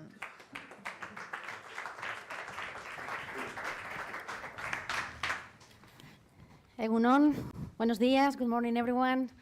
Thank you very much to the Diputación of Vizcaya, and hello to all the representatives from all the different governments around Europe. It's a pleasure to be here and talk about a topic that affects us all, because when we communicate, whether it's through the internet, in optical fiber or satellite, at the end all our information is just not openly disclosed to the public. It is encrypted, which means just passwords that are keeping it away from somebody intercepting it and therefore seeing what is being transmitted. And this is at risk, so we have to prepare for what is being known out there as the quantum era. So in this panel, we're going to have a discussion that hopefully enlighten you, and you leave the room today understanding exactly what quantum key distribution is, why it matters, what's the difference with post-quantum cryptography as well, that is coming on the next panel, and then an understanding as well about how strong right now this vertical in the quantum technologies landscape is doing, because it's very mature and is being deployed. So I have with me, this is a luxury because I have with me a bunch of experts, so if you allow me, I'm going to introduce them very briefly. We have Aitor. He holds a bachelor and master's degree in computer engineering from the University of Deusto, currently a PhD student. He's been working in software developer for various companies, joined the CERN as well as an IT service management. He's also been in cybersecurity sector for an aerospace company, and right now he's pursuing his PhD with Tecnalia, as you know, a very important industrial research organization, but heavily connected with the industry. Carlos, our Research and Technology Director at Grupo Oesia, electrical engineer with an MBA by the International Institute of Management Development in Lausanne, experience in IT, engineering, energy, and security, as well as in the first sectors, experience in project management, innovation, international business development, and multicultural team management. You are fluent in English and German, man. I didn't know the German part. Antonio Agustín Perales holds a PhD in computer science from the Universidad Politécnica of Madrid. He joined Telefónica in 2000, and since 2006, he's been working as an expert in network security. So as part of Telefónica's team, he's leading several innovation activities around network security based on quantum technologies, where he has collaborated in scientific papers and experiments in production networks. Additionally, he holds several security certifications, patents, that's pretty cool, and maintains active collaborations in standardization bodies. So what you have here assembled in this panel is a very unusual set of professionals. So we have, as I said before, an R&D organization heavily connected with the industry, transitioning the new discoveries into the work field. We have Antonio. He represents one of the largest telcos in the world and one of the biggest users of quantum cryptography. And of course, Carlos, representing Grupo Oesia. Cypherbit in particular is an organization that has decades of experience in cryptography. You have me as well. I'm a telecommunications engineer. I've been in the industry doing jobs as an R&D engineer and then migrating to the dark world, developing new markets for a very large multinational. That allowed me to join Lux Quanta's project. So we are, I like to say, a scale-up company now because we are 4 years old. We are commercializing quantum key distribution, selling here in the national level, but also in Europe and the rest of the world, growing steady, big, leading the market. So we are going to start explaining a little bit, because we're working on quantum key distribution with a specific flavor of it, but I want to clarify exactly what these acronyms mean for you. So I'm going to start with Aitor. So let's start with the very, very beginning. So why the public sector needs to care about post-quantum cryptography, which is a software approach based, so we go into mathematical problems, or quantum key distribution that goes with a hardware-based type of solution to protect our communications. Well, thank you, Vanessa. As you said, QKD, or quantum key distribution, at this point is the only technology that can provide us unconditional security in communications. And that means that the quantum threat that sometimes we heard of is actually real. As they discussed in the previous panel, some of the key advancements in quantum computation are also a threat, a direct threat to the current cryptographic standards that we are using today. And in addition, for the public administrator, we have to take in account that the public administrations are the largest software service provider, as they already said.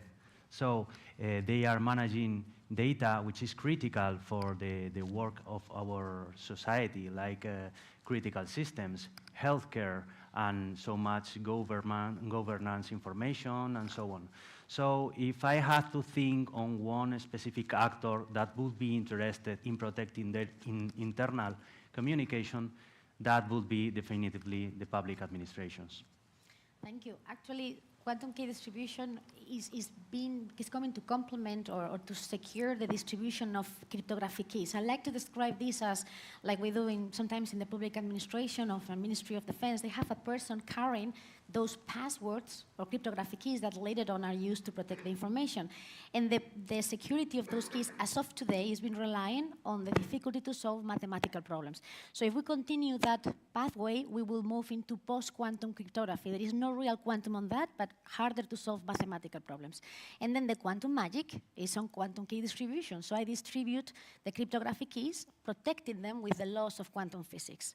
Carlos, why do the public sector should care about quantum key distribution in particular? Okay, in particular, the first thing is because we don't know if either Mr. Putin or Mr. Trump are listening to us. So just in case, we should protect our citizens' data. Let me give you an example. Okay, what is the most valuable thing we have? Probably is democracy. Okay, and how does democracy run? Because there are polls, there are elections. And let me give you the example. In Switzerland, several cities are running QKD systems to transfer the results of the elections among the different tables, among the different pools, to the data centers. And in the last months, years, we have heard about problems with elections and so on. So this could be a very basic example. This is one reason. And the second reason for the public administration to run on QKD is because public administration is the first to innovate. If the public administration innovates, afterwards comes the private sectors. Afterwards will come the industry, will come the manufacturers, will come all the telcos because they will need to be involved and so on. So there are two reasons. One is to protect the citizens' data, and the other one is to drive innovations into society. Very good point. I like that statement because it's the reality. So as a manufacturer of quantum key distribution, one of the biggest customers we have is precisely in the public administration, and I know about a few projects that are coming, including the Vizcaya Quantum Ring and some others. So, Antonio, there is not only one way of using quantum key distribution. So what is being considered out there by the European Commission and in general all the different organizations looking into protecting their digital communications in the quantum era? Well, basically, there are two approaches that Albert already mentioned before. We move, or we're trying to solve or provide this security based on this quantum mechanics, and today the technology we're using is something that is known widely in the telco sector, but in general in any communication enterprise, that is the optical communication. So today we manage two approaches. One is the optical fibers. That means that we use this fiber to transmit using laser the signal. And we also have the satellite. In this sense, what we do is having a direct connection over the air, connect for communication. But we are doing in QKDs use the quantum mechanics of these two technologies or these two approaches to provide the security. In the case of the fiber, what we usually have are point-to-point connection where we protect the communication, and this implies clearly to a private company, but also sensible information of the public administration. And we also have the option to increase the range and the capacity, collecting several nodes of links using trusted node or trusted relay that allow us to extend the capability and offer higher functionality on this QKD technology. Satellites offer, on the contrary, direct links, higher distance, because at the end you are moving in the footprint of a satellite that can bring you probably thousands of kilometers of coverage, But on the contrary, you have less capacity in terms of providing the keys that protect the communication. But both technologies are complementary, and depending on the needs of the administration, for example, could be selected and identifies a solution. Actually, the European Commission is investing, as Enrique introduced in the first session, a lot of money to make sure that we have providers for both technologies. So we have a terrestrial quantum key distribution backbone network. This is the famous EuroQCI project, but also there is a connection via satellite so we can go across the entire European Union. So let's look at the potential of this technology. This is already being deployed, but let's think about where we are going towards. So what role will QKD networks play in future security, Aitor? Well, QKD networks are actually a reality in many places. And across Europe, there are some initiatives, like here in Vizcaya with the Vizcaya QCI, which is this such a big project that are being powered by the administration and research centers and universities and so on.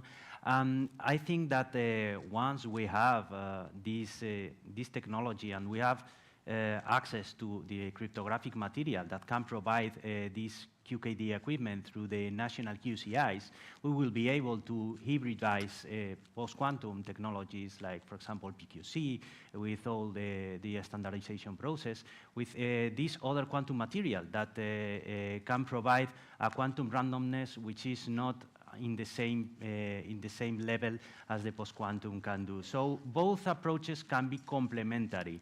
And I think that we should think how can we integrate both kinds of cryptography within our current classical systems. And I think that that would be a very good way to take in the current status. I couldn't agree more. I think that the entire industry is working in that direction. So quantum key distribution manufacturers like Lux Quanta, we acknowledge that we're going to have both technologies coexisting. They both have different application spaces. They deliver different levels of security, but that does not invalidate one or the other. On the contrary, together they work better.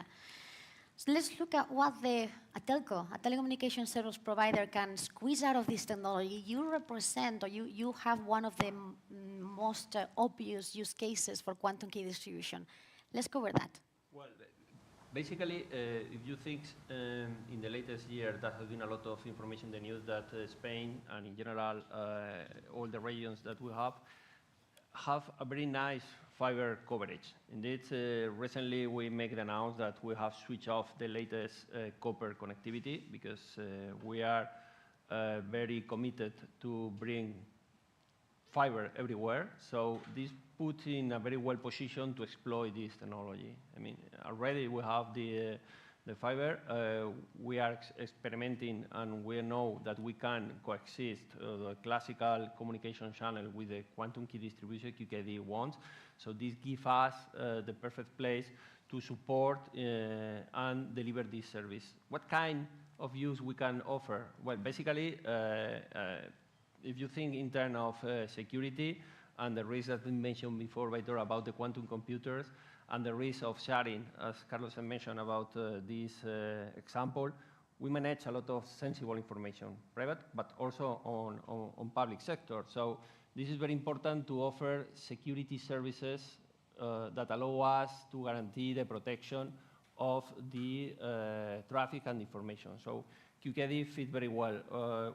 One typical example of a service is, and indeed we are researching on this area, is what we call the quantum key as a service. I mean, some clients demand having their own technology. It could be his own encryptors, his own network devices, and we can provide the keys over this quantum key distribution network to them so they can use it securely in a way that is 100% secure. Also, we need to guarantee the protection of our infrastructure. I mean, we are a critical infrastructure. We are supporting not only as an operator, but as our client has his own. Imagine here if we lost the public network for supporting his health administration process. So we need to guarantee that these services are available and we can offer the support to help them. Actually, this is the way that we approach the market as well as a QKD manufacturer. So we work hand-to-hand with, for example, the public administrations on assessing where in the network it makes more sense to deploy this technology, those specific pipes, so to say, that Carlos was explaining before, no, or applications where it makes a lot of sense to shoot at first. But then we're also working with the largest telcos who can become the providers of the keys only. So it becomes some kind of like a solution, no, that is available for everyone. Solution available for everyone. I think that the whole QKD industry is working very hard to make sure that we democratize the use of these machines and they can be deployed all over our cities and interconnecting regions. I think we've been working very hard to make sure that we tick the boxes on what the end users want. And this means very good price, ease to deploy, and then reliability. I think we're doing a good job on that regard, but there is a lot more to do. Carlos, from where you stand, because you've been working in cryptography and making hardware for many years now, what is left to do to make sure that this technology hits its goal? Let me be a bit radical, okay? Probably we need to take out the word quantum from all this, because it needs to be transparent for the user. I mean, the users, they don't need to know if this is going to be this quantum technology or this QKD, direct or discrete or continuous. No. They only want security. They only want from the telcos, from the providers, from the publishers, they only want full security. So probably we need to build something above which is transparent for the user and they don't know what's going on. We are technicians, we can build the whole thing below. But that's for me one important thing, is to move to the concept of full security, and maybe the word quantum is confusing and maybe providing some kind of, people are afraid of what is this, or is it going to work or not. That's one thing, to be transparent. And I think if we look at, there are two other issues. One of them probably is the cost of all our equipment is still high because there is not enough scale, was one thing. And the other thing is because there are new technologies like integrated photonic circuit that will divide the cost by, let's say, 2 or 3 or even 4, and that will help to escalate. And the final thing is probably the real final support of for us, the European Union. Why? If we look at examples in Korea or in Singapore, or not to mention China, or right now the USA, they are deploying the networks because there is a full support from the government investing in this network. So 3 things. The first is maybe to forget about quantum and talk about security. The second is about the cost, and the third is about the full support. I like what you just said, because I often make the joke that our solution is almost like a toaster. You switch it on and it works. You don't need to be Sheldon Cooper to be able to operate it, because it's true that people freaks out when they hear the word quantum. I think we're getting there. Actually, the technology that we work particularly with is right now best in the world, and is covering this ease of this usability, so to say. The European Union, I think, is doing a good job as well on making sure that we cover other aspects like certification and standardization. There is a strong point there that we also have to tick, so to say, to deliver enough confidence to the national security agencies to also establish that this technology is as strong and mature as post-quantum cryptography, so it is widely adopted out there. So I'm going to go back to you, Carlos, again, because we're going to go back to the public sector. We have here a lot of entities that would benefit from this technology. So recommendations from your point of view to start using quantum key distribution in this environment? Well, copy Bitcoin. Yeah, exactly. Very easy. I mean, this is a good example. Find a pilot, do something small, make it public, all the citizens should know, all the citizens should feel that their data are safe. But the most important thing is don't talk about technology, talk about a use case. Okay, we are going to do this for the next poll, or we are going to do this for the healthcare between this hospital and this one. So that would be my recommendation. Find a pilot for a use case, and then copy the model from Bitcoin. I thought it is really, really important that we keep conversation constantly flowing back and forth with the very same customers that we want to provide. How do we make sure, from Technalga's point of view, that conversation's going and as reachable as possible? Well, let me say that I cannot agree more with what Carlos said about we have to stop talking about quantum security and start talking about security by itself. Good point. Regarding what you asked before, well, I think that the public administration has the role not only of being the user of this technology, but also be the driver of the adoption for this technology, because the traction of the public administration implementing these kind of technologies has such a big impact on what the private companies do with the technology or where they put the money on. Regarding that, also initiatives like Be Kind, I think really put the focus on how we can collaborate between the different actors that we are involved in some manner on this technology development. From the research centers here like Tecnalia, where we are trying to see what are the possibilities, not only the most obvious possibilities of these technologies, but look for those hybridization techniques that can leverage the usage of these technologies with many more use cases and so on. Yes, be part of that. So yeah, that's the point that we have at Tecnalia, and trying to help companies and to promote those initiatives from the public sector to adopt this technology in security. And as far as we know, you're doing a brilliant job. Antonio, what is Telefónica doing in this regard, supporting public institutions, also private companies as well, to embrace this quantum leap? Well, we have the expertise in networks, so this is our assets to support this kind of implementation, this solution. Let's say that, for example, if we think on what we've been doing, and again, I have to confirm what my colleague has said, we need the public support, because if you take a look on the complexity of setting up this solution, you can think that the cost is high. So moving only over the private sector will take more time. And as you think, for example, in the original internet connection, when we were thinking in the past century, the initial internet connection were organized by governments, military, and this kind of organizations. So something similar is happening in Europe.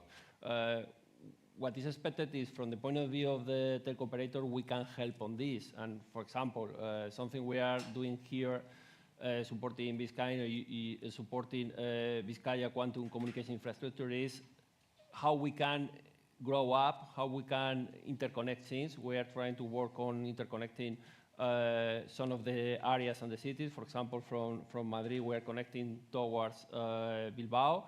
And the idea is to grow up towards this direction of having a Euro QCI infrastructure that allow us to grow, create an ecosystem of services that could be useful for the society.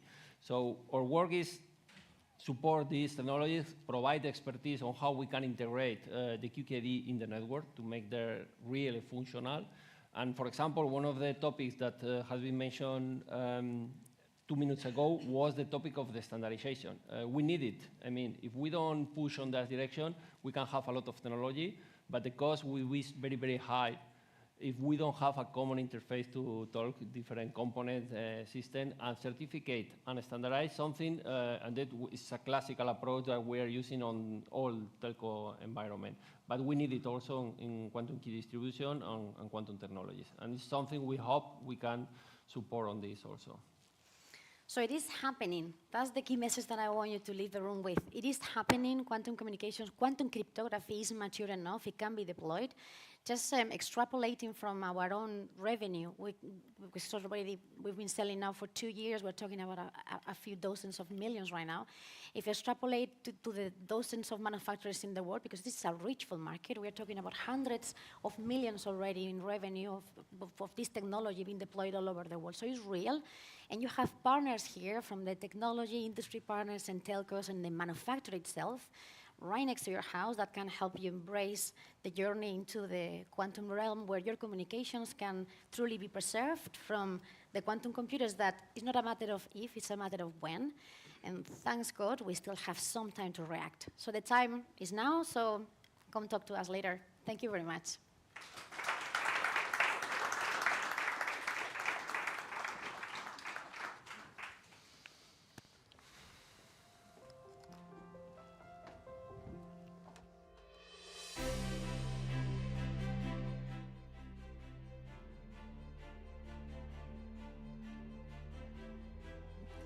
Are you listening? Yes? Okay.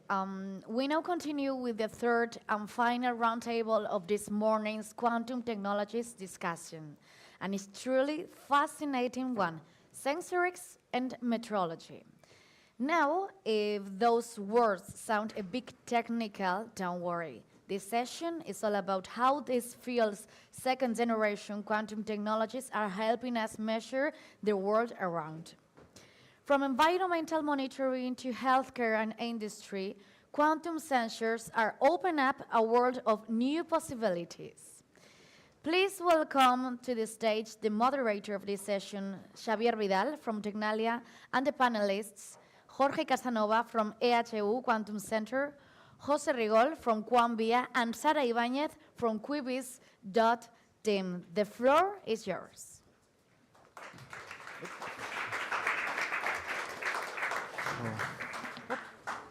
Welcome to this third roundtable, the one of quantum sensing.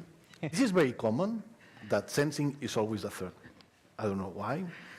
It's quite interesting.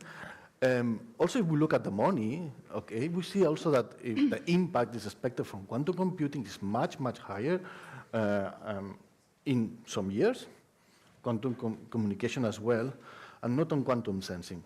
However, let me say that quantum sensing is the one that is closer to the real application, okay? So, and as Enrique Sanchez was mentioning before, no? I mean, you remember when he was mentioning about this pen going back and forth in an unknown manner. Well, I will not say it's unknown, but this is the advantage that we are using. Why quantum sensing?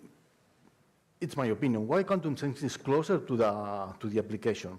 Basically because one of the difficulties of the quantum technology is the control of the system, okay? So that's why quantum computers needs a very reliable, strong system that can be doing this operation long on time. The same for quantum communication. Quantum sensing takes advantage of that. That instability is what we use for sensing. This pen that moves in an unknown manner is what we use for taking information and say what is happening.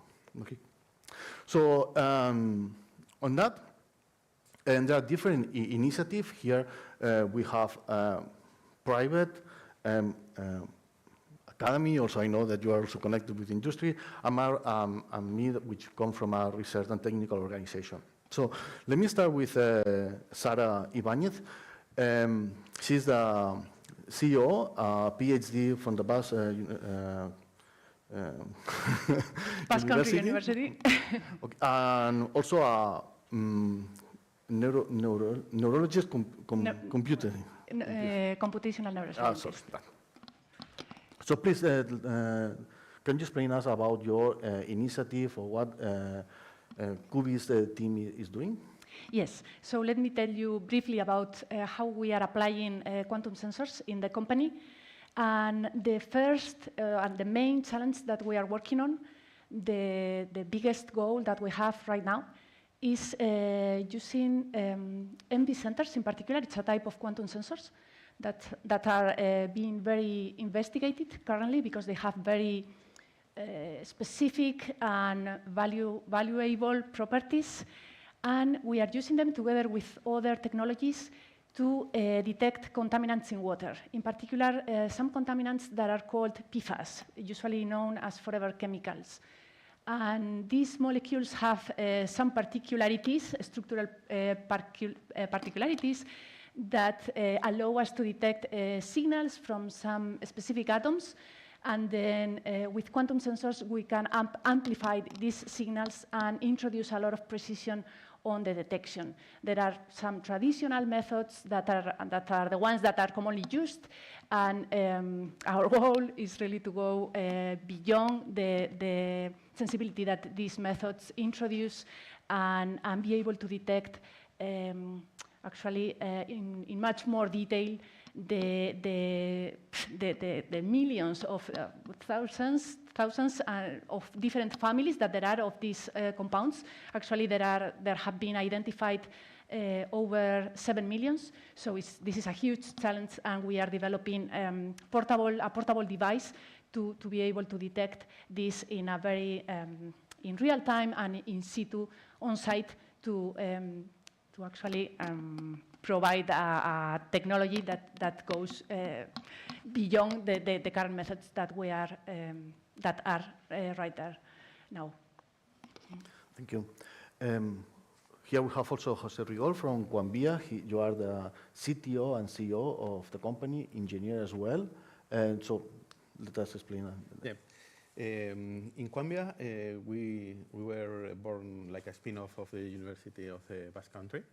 And also we find here in this guy a really good ecosystem to work.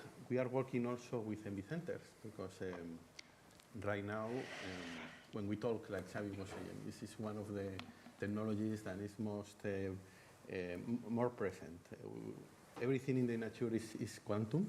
We can say we don't see it, but everything is quantum. And for that, it has some behaviors that we can explore. And also, it brings us some features that for classical sensors is difficult to achieve. We are also working, like Sarah, with MV centers because for us it's a technology that makes a lot of sense. It's a technology that, let's imagine, for example, we can bring some. You go to a healthcare and you need to have some blood tests. In a feature very close, we are going to be able, for example, to do those blood tests directly in the point of care and not wait for some days to get a result and later to get a diagnosis. And that kind of things is something that is applied in sensors. Sensors, MV centers in specific, works well in normal temperature, 20 degrees, for example. And that's something that when you see, for example, a quantum computer, you see what you see is a big thing related with a refrigerator and is over the processor. The processor is very small, but the refrigerator is huge. For sensors, like I was saying, Xavier, in the beginning, this is an advantage. We don't need a big refrigerator.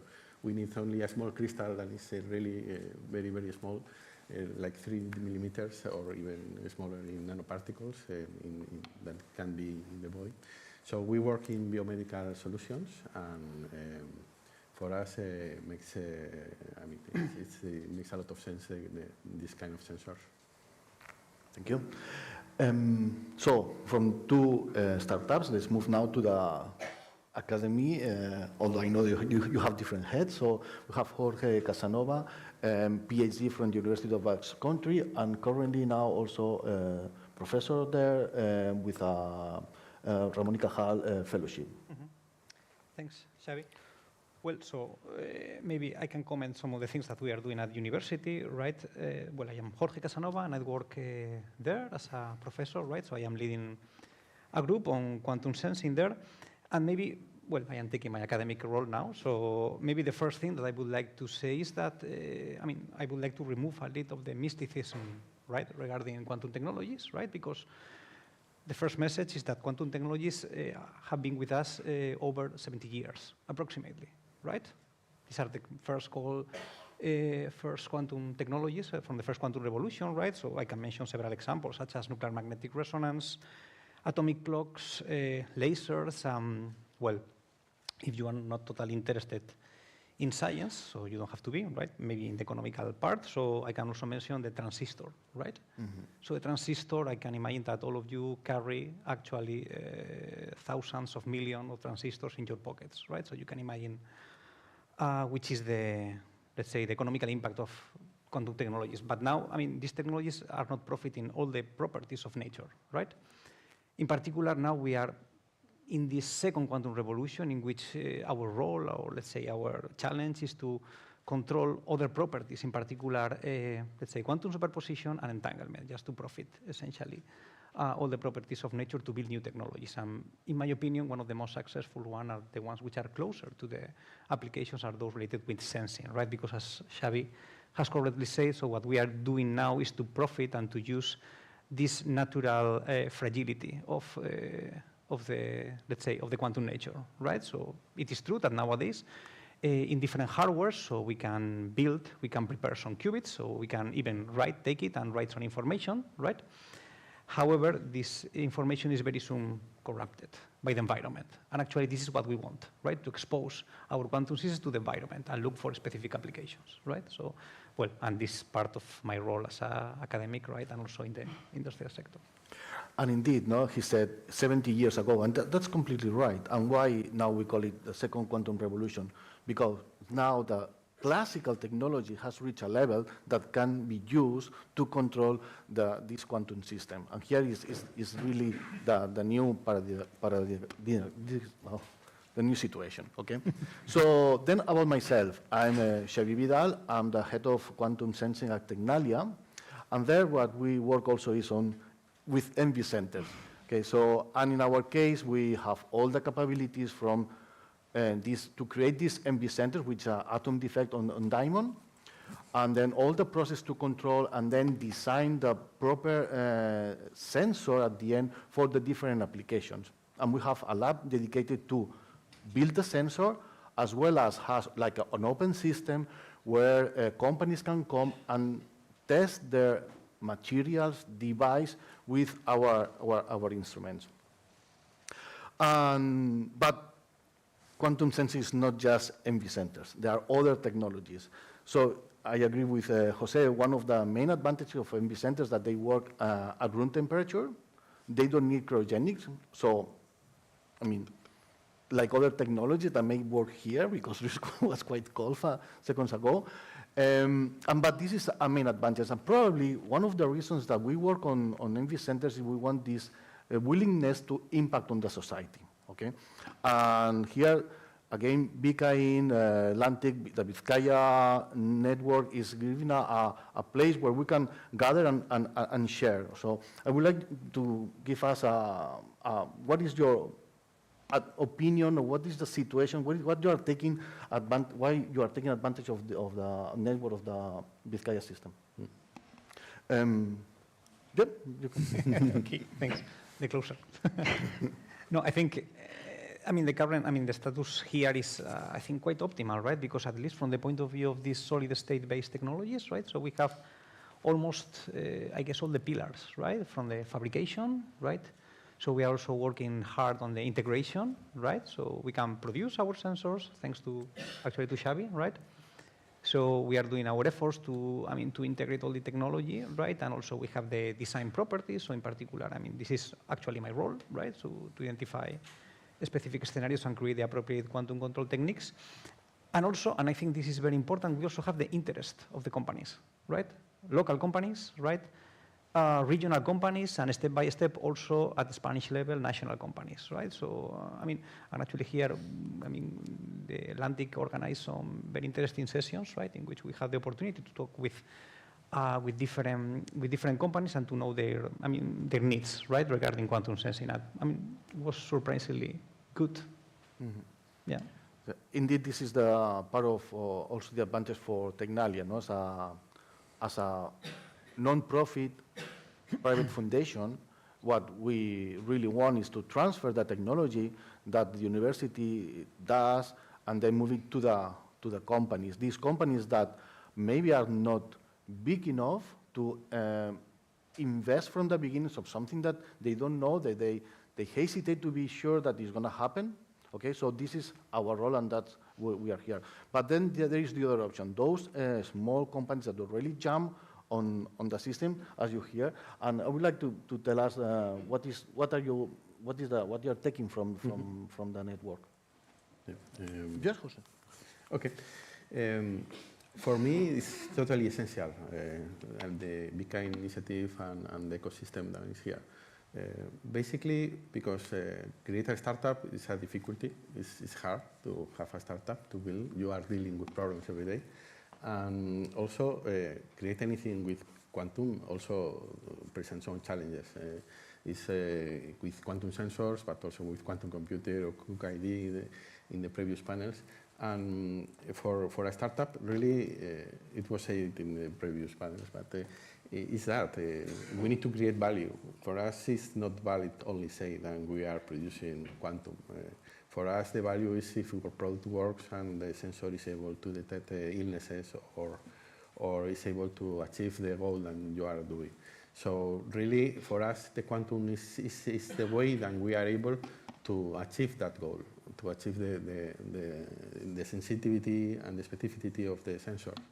And if it's not in an ecosystem, you are not going to have the interdisciplinary approaches that you need. Here also, I mean, it's a perfect place where start something like quantum for all the ecosystem. Than do it alone, isolated. I think it will be really hard. So yeah, I cannot add much more. It's mainly what they have said. So basically the work of LANTIK and BKIN is they are setting the basis, a nice environment that make or that allow startups to bloom, right? It's the starting point and critical to allow developing a technology so complex, an application so complex like these ones.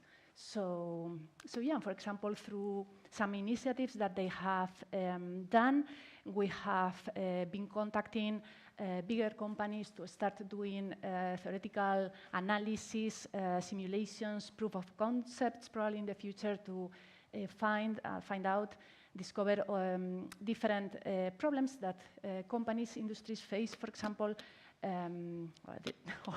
all kind of different things, and so these are new challenges for us also, and we are also working on that, and this has been through these initiatives. And due to the forum, let me go deeper on this point. No, so what about the public sector? So do you have cases that can be interesting for the public sector? So in our case, for instance, we as I said, no, so we are more like engaging on the system, no, that the system works on having these collaborations, be able to that the industrial system improve and move forward on the quantum technology, quantum sensing in my case. So what about you? Yeah, I can talk about our problem, which is it's water, contaminants in water, and this is really interesting for public sector as well as for industries, of course, for actually for anyone who has to use water for manufacturing or for health or take care of the wastewaters that they are producing. So basically, monitoring all this is critical nowadays with all these contaminants moving around.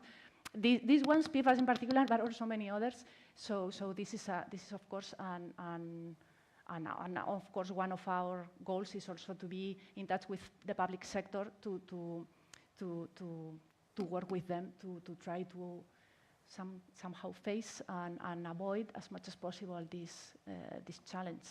It's critical. Also, I mean, for us, it's healthcare. Healthcare has a huge impact, of course. Let's, for example, identify early the illnesses. It's not the same if you identify Alzheimer in the beginning of the stages or you identify later. With that, with MB centers, we can use biomarkers to detect the illnesses. And for a lot of different kind, it could be cancer, it could be Alzheimer or degenerative brain diseases or other kind of infectious diseases.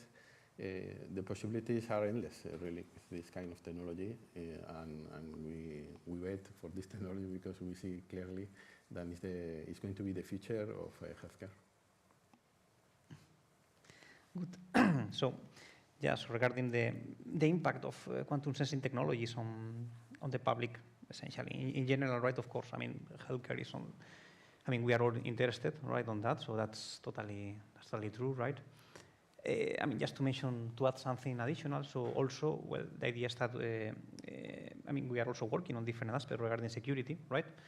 I mean, the possibility of detecting some specific chemicals, in particular related with nitrogen. I mean, this is related with explosives and other things for the security in airports and this kind of thing. So we need highly precise detectors, right, that works very fast and very efficiently in specific environments. So this is another thing, right? So currently, I mean, this kind of technology, so it's also, I mean, because of the current status, political situation in the world, right? So we are being contacted by different, let's say, companies, even civil companies, and also the military sector, right? Because location, detection of magnetic anomalies, positioning, these kind of things, I mean, is also a part of our security, so which is also important, right? So for Paris, so these are, I guess, the markets in which quantum sensing, I mean, are already impacting. They already have a real impact, right? Because of the proximity. I mean, it's a technology that profits the best. Let's say, the internal weakness of detectors on sensors or quantum systems to provide some signal in a very precise moment.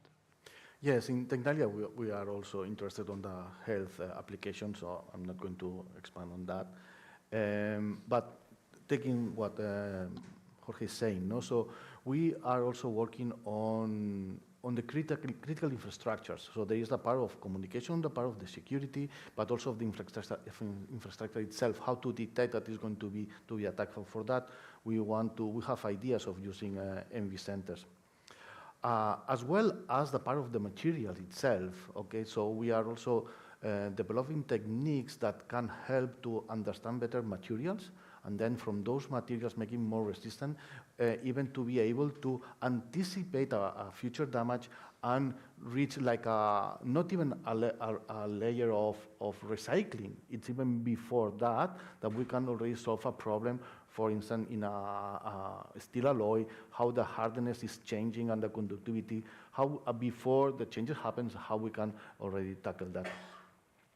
So I think it was in the previous roundtable, it was mentioned that the word quantum should be like not hide, but not put on front. I agree, but let me say that for me it's also an excuse to take time. No, this is quantum, it takes time. So we need some time to really develop our system. So we are on the technology, it's still, let's say, not in a very mature situation that we need the quantum, but I agree, the word quantum is just a level that should be removed soon because it's going to be already on the society as other technologies that we don't say how it's working on. And I want to know your opinion on that. I mean, you go with the quantum flag on when you go for financing or not, or what is your situation? I mean, you do. I mean, you're a special case because you have at the same you have students and you want to attract them. So I guess the quantum can be very appealing. Yes, if I want to attract the students, I put the word quantum always, no? Because the people is attracting. I mean, get attracted by this kind of mysterious thing, which in the end is not so mysterious, right? So, I mean, probably it's because I am too used to that, no? To use every day. So my daily life is to work every day with the Schrödinger equation, these kind of things, blah blah blah, right? But in the end, I mean, we are living in a quantum world. So, I mean, I mean, probably the people will say, no, this is, I mean, we never observe this effect. That's not true. That's not totally true. I can tell you just a simple thing, right? So the classical theory, right, is, Newton's laws, I predict that the matter is not stable, right? I mean, I don't know how do you feel about that, but for me, it's, I mean, make me feel a little bit uncomfortable, right? So we should not be here according to classical laws of physics, right? Quantum mechanics solves this completely, right? I mean, that gives me a little bit of, I mean, yeah, make me feel well somehow, right? So, yeah, so it's a technique, it's a technology that, I mean, it's a theory that was developed 100 years ago, more or less, so we are still, I mean, but it's true that maybe, I mean, we have to make an effort to tell this to the society better, right? But, I mean, we are living in a quantum world, that's all. That's it. Yeah, totally agree with Jorge. I mean, war is quantum. And you can see quantum effects in a lot of macroscopic things, like, for example, also the partial reflect that I see in that crystal also is explained with quantum. And without quantum, we are not able to explain a lot of things that we are able to see. Anyway, answering your question, for us, the most important thing is to get the product and get good results. We say that we are quantum. We say, why not? Quantum is what we bring us the opportunity and bring us the technology to bring the results.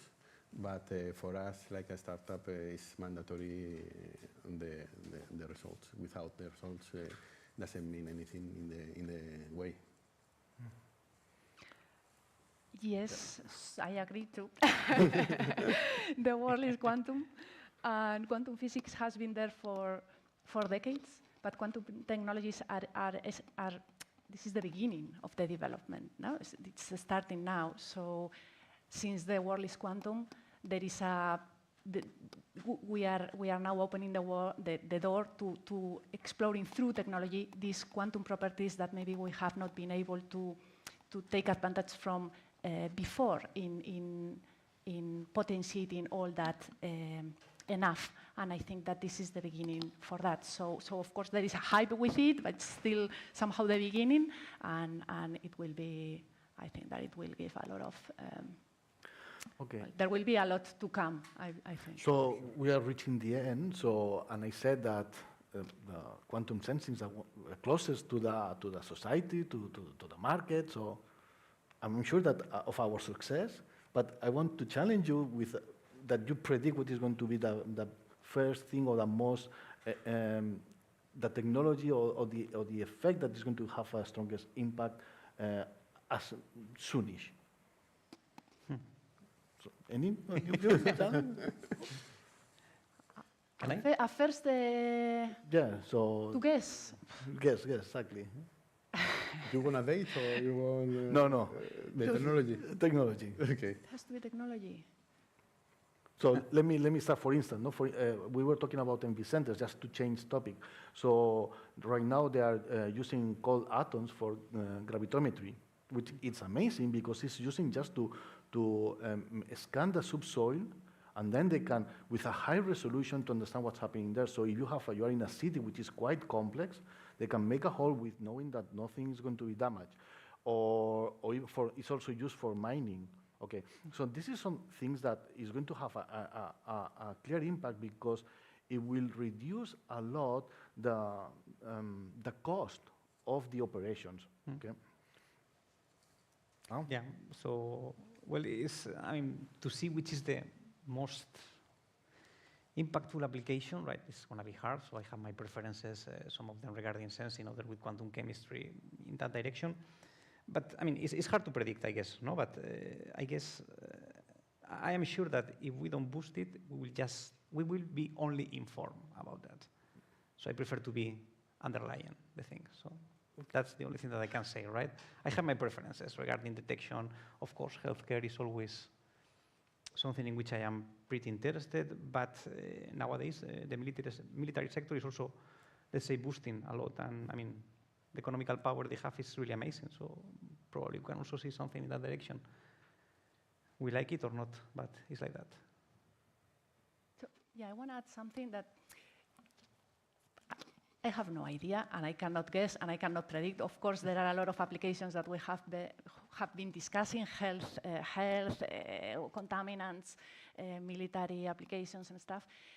There is a topic that I like, particularly coming from physics and from neuroscience, and it has to be with this other huge topic that it's artificial intelligence.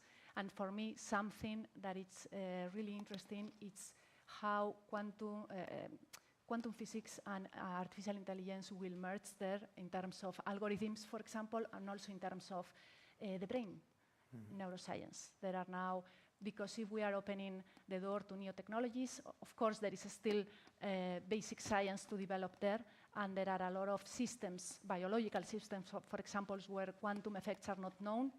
And I believe that this is a super interesting field, for example, how the body behaves if to what point it behaves in a quantum way, for example, and if we can understand that somehow or merge it with these new technologies and I think that this will be something kind of really nice. You as well. No, I mean, and also we can talk about materials, new materials are going to come, they're going to be understand better. Jose, do you want to jump in? Or? No, really, I mean, it's what you said. Basically, for me, it's MV-centered technology, and it's going to be, I think we are really close. So if I have to say one, I will say MV-centers. Okay. It's true, and there are also others, and we don't compete with each other, really. It's, because we want to bring value. If some solution interferometry, for example, it brings us some solution for some problem, then we are going to use it. We are not only focused on MV-center, but with MV-center we know that we are very close. Okay, so let me then finish saying that I said, well, quantum sensing is always the third. We are forgetting quantum metrology. Okay, so we can talk about it. So just a few words about quantum metrology. So quantum metrology at the end is also to be quite interesting because the paradigm, oh, there is no way today to say this word. So is that it depends on universal constants. Okay, so does not need calibration. Okay, and that will really, it's a new situation where metrology is going to change completely. So we don't need now to go to Paris to take this meter and be sure that that's a meter. This is going to change, and here is where quantum metrology is really pushing. Let me say that quantum sensing also is taking advantage of that. So when we build a system, and this is common in all quantum technology, not only for MV centers, but especially for MV centers, we don't need to calibrate those instruments. Okay, they are already what you measure is an absolute value. Okay, and this is a great advantage when the system is going to be fully developed. Thank you for your attention. Thank you for your comments. And we are going to be on the coffee, so we can keep discussing on the topic. Thank you. Thank you.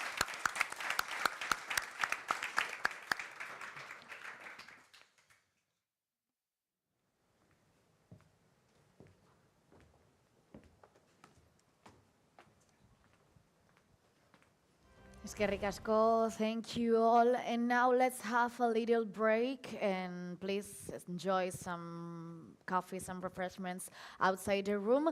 Remember, we'll be back here in the room more or less in 30 minutes to continue exploring the amazing world of quantum technologies. Thank you so much.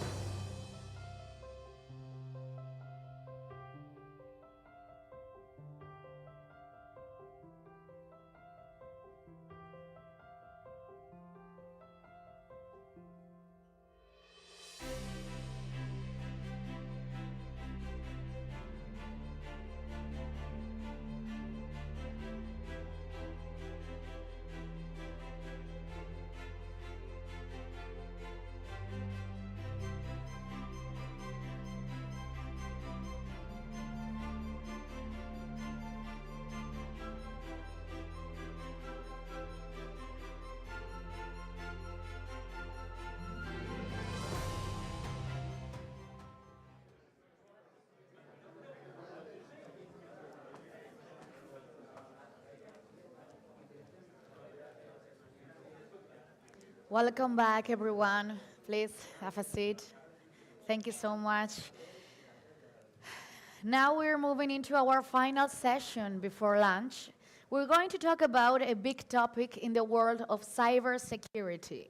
In this panel, we'll hear from experts about how quantum computers could break the encryption we use today and what we can do to protect ourselves. This is a chance to learn about what comes next in cybersecurity and how we can stay safe in a quantum future. Our moderator for this panel is Patricia Diaz from Telefónica, and she will be joined by 3 panelists. Iker Echevarria from I3B, Maria Chiara Zaccaria from Lisbon Council, and Julen Bernabé from Tecnalia. Let's give them, they are here, a big round of applause as they come up on a stage. Sharon time.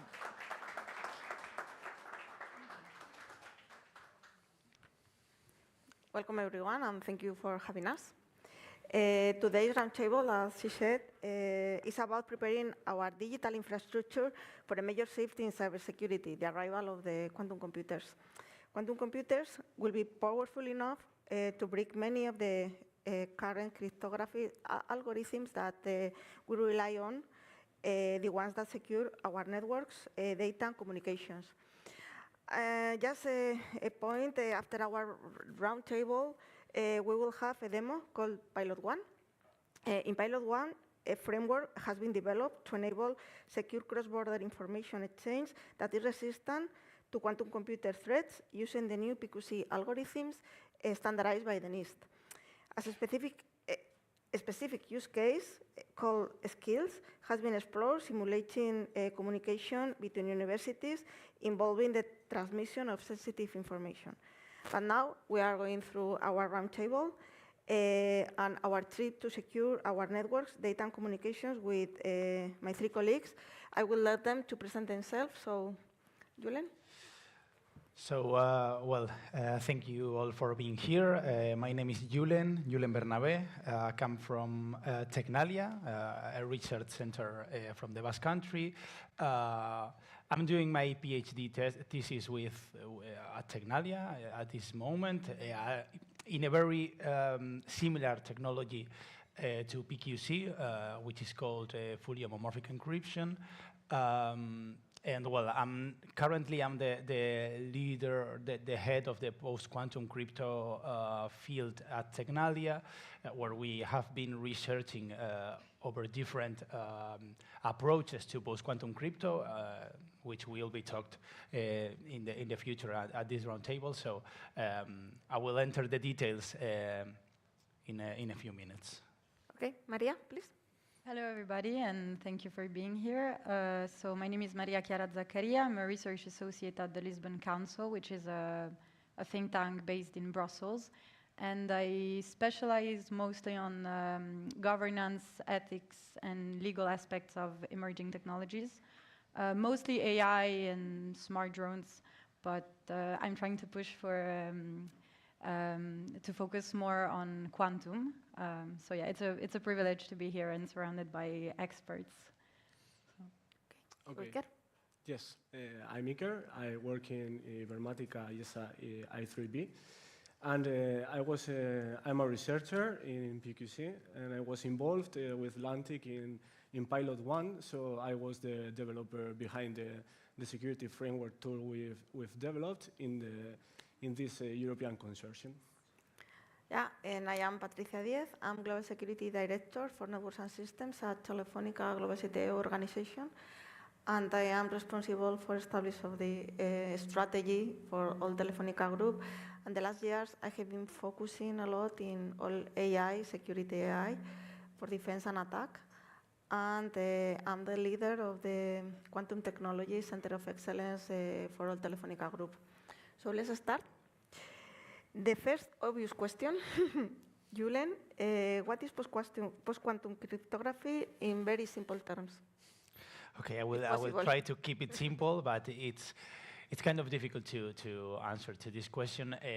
Keeping simple and short. So let's try it. Well, first of all, cryptology as a term involves two main fields, the part of cryptography and the part of cryptanalysis. And those two fields have been throughout all our history, of our human history, like in a race. They are like Real Madrid and Barca, for you to imagine. The idea is that, both fields have advances throughout history, and when one of the fields finds a very good advancement, then the other one has to move on, because if cryptanalysis breaks some cryptographic algorithm that we are using today, then cryptography needs to move on and find a new algorithm that cannot be broken with those algorithms that we have found through cryptanalysis. So that's the idea. And now let's go to post-quantum crypto. Post-quantum crypto is part of this race. That's all. Because with the appearance of quantum computing and quantum computation, previous speakers have talked about the problem we have, the disruptive changes we have for solving several very difficult problems using quantum computers. One of these problems is the integral factorization and the discrete logarithm problem, which are exactly the algorithms that we use today to encrypt every message we send in the internet. So with these new algorithms that we have broken the cryptography that we are using today. So we need to move on to new algorithms that are assumed to be quantum resistant, or resistant to those quantum algorithms that we have now. And this is the search of the post-quantum cryptography that is based mainly on classical problems, not quantum problems. We are not talking about quantum now. We continue to use mathematics in here and classical mathematics to find new problems that quantum computers cannot solve. So that's the main origin of post-quantum crypto, the new step in that race we have between cryptanalysis and cryptography. So more or less. Crystal clear. Okay. Very well. So, Maria, in your opinion, when do we expect quantum computers to become a reality? And on what do you base your opinion? So I think to respond to this question, it's important to understand how do we define practical reality? Because nowadays we already live in what is called an NISQ era, so the noisy intermediate scale quantum era, which means we already have quantum computers that have like tens to hundreds of qubits, and they already have some sort of practical use because we use them for research, we use them to test quantum algorithms. So in that sense, we're already in a practical reality. But if by practical reality we mean a reality where we have useful and accessible accessible for real-world application computers, the answer is we don't really know yet. And there are estimations. Some experts say, I don't know, 20 years. Others say 30. But we don't know. And so I think the focus should shift more on, not so much on establishing a clear timeline on when precisely quantum computer will become a practical reality, but on other sorts of questions, such as what are the risks and how dangerous are the risks, and most importantly, how can we prevent and mitigate these risks? And I think usually when it comes to rules and regulations and law, we have, but by nature, law is kind of reactionary, so it means it always comes after something happens. And I think with emerging technologies, we really should transition more to a proactive approach. It's very important to have a proactive approach. So all this to say that, I don't think, we don't know when they're coming, but it's very important that we act now, I think. Yeah. Yeah, I fully agree with we need to start preparing our communications, networks, systems, because we don't know. As I always say, we know what we know, but we don't know what we don't know. We don't know what is not published. We don't know what the investments are which are not public. So yeah, we have to prepare now. So our roundtable today, the title is Quantum Threats, Agile Responses. And this agile is in relation with crypto agility. Iker, can you explain us what do you understand as crypto agility? Yes, I understand crypto agility as in a literal way, like crypto and agility. It's not a secret concept behind. I think crypto agility is the ability of being able to change quickly between cryptographic algorithms, protocols, without having to rebuild your system completely. So this is important because changes in threats can be fast, and we have to must be prepared for that. And by implementing these systems, I think you could change really fast algorithms that could become obsolete or weak into these new technologies, and could be replaced for stronger or for algorithms that we need to implement. So in short, I think crypto agility is a capacity for companies to being able to stay secure in this world that is changing constantly, and in the cryptographic world that was so established, but now we are having threats. Thank you. And Julen, what do you think that are the main technical challenges migrating to PQC?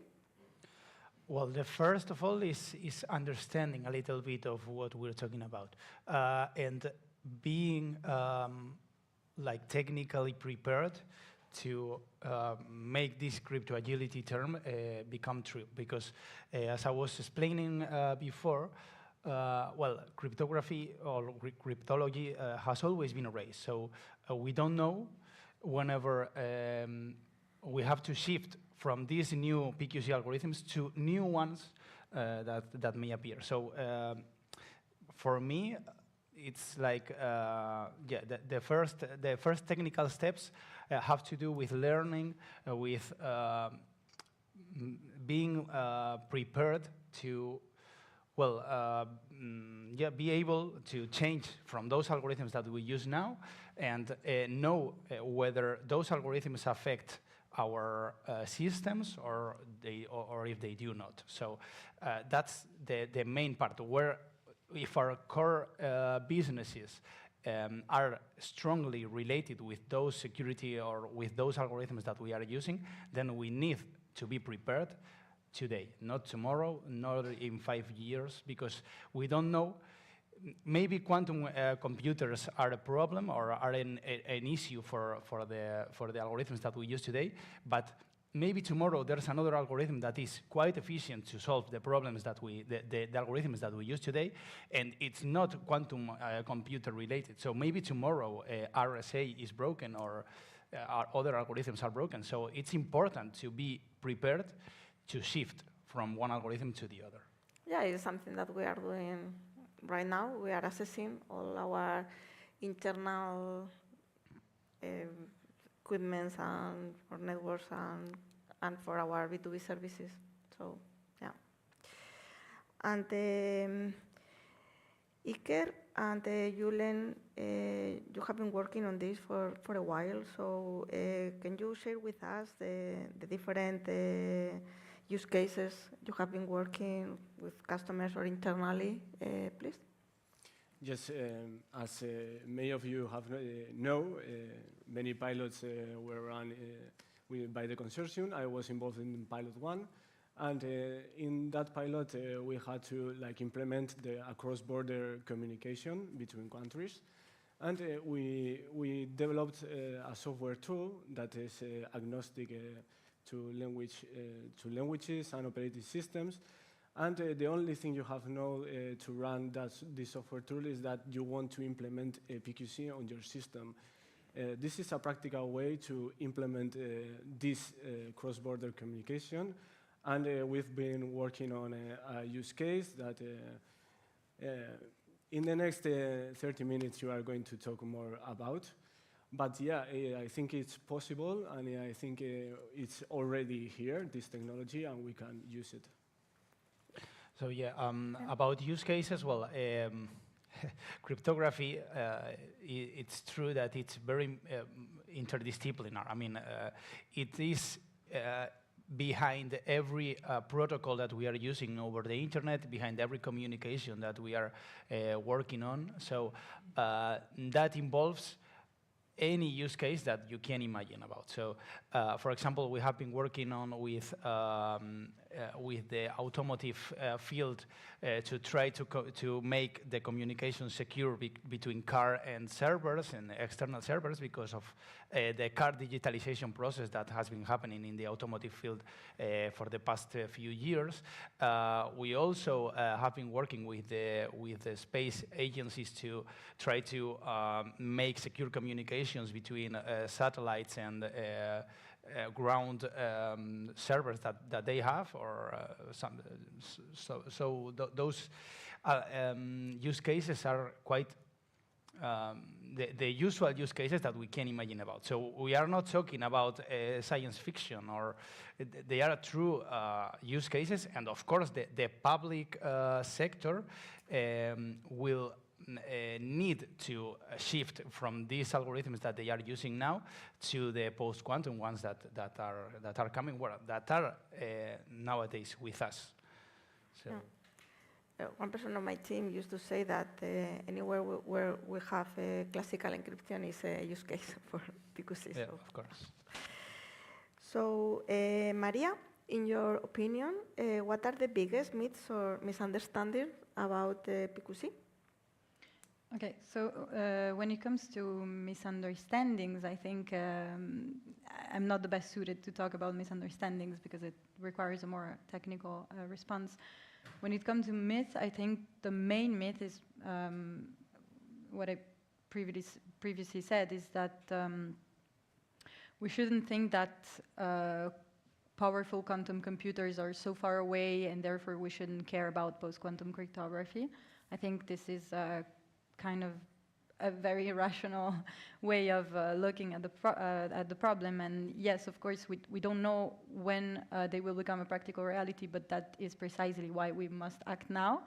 And as a joint statement from written by partners from 18 member states highlighted, there are two main risks that comes with quantum computers. I mean, two main risks we should be focusing on, which is the first one is harvest now, decrypt later. So it's this concept of it's possible to collect and store encrypted data and kind of keep it for many years and then decrypt it later when quantum computers will be powerful, which is one of the main problems. And the other one is the long migration period. So the fact that it takes a long time and effort to switch from old and vulnerable security system that we use today to the new ones and safer ones. And so these are precisely the reasons why it will take a long time to make this transition, and therefore we must act now. And as this joint statement highlighted, the transition to post-quantum cryptography should be a high priority right now. And the signatories to this joint statement even say that this should be done by 2030 at the latest. So it's really something that is happening right now. So yeah, this is probably the main myth that is currently, yeah. Maybe I can add, so I think that the first misunderstanding is about the post-quantum cryptography term at all, because people think about post-quantum as some new technology that is coming out today, that is after the quantum technology that we already have seen that it's very incipient. But no.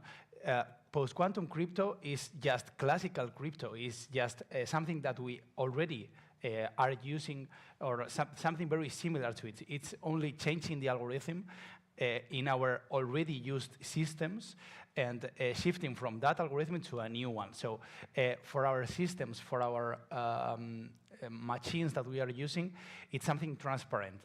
We don't need new hardware, new quantum computers. We don't need any new device that has been appearing. No.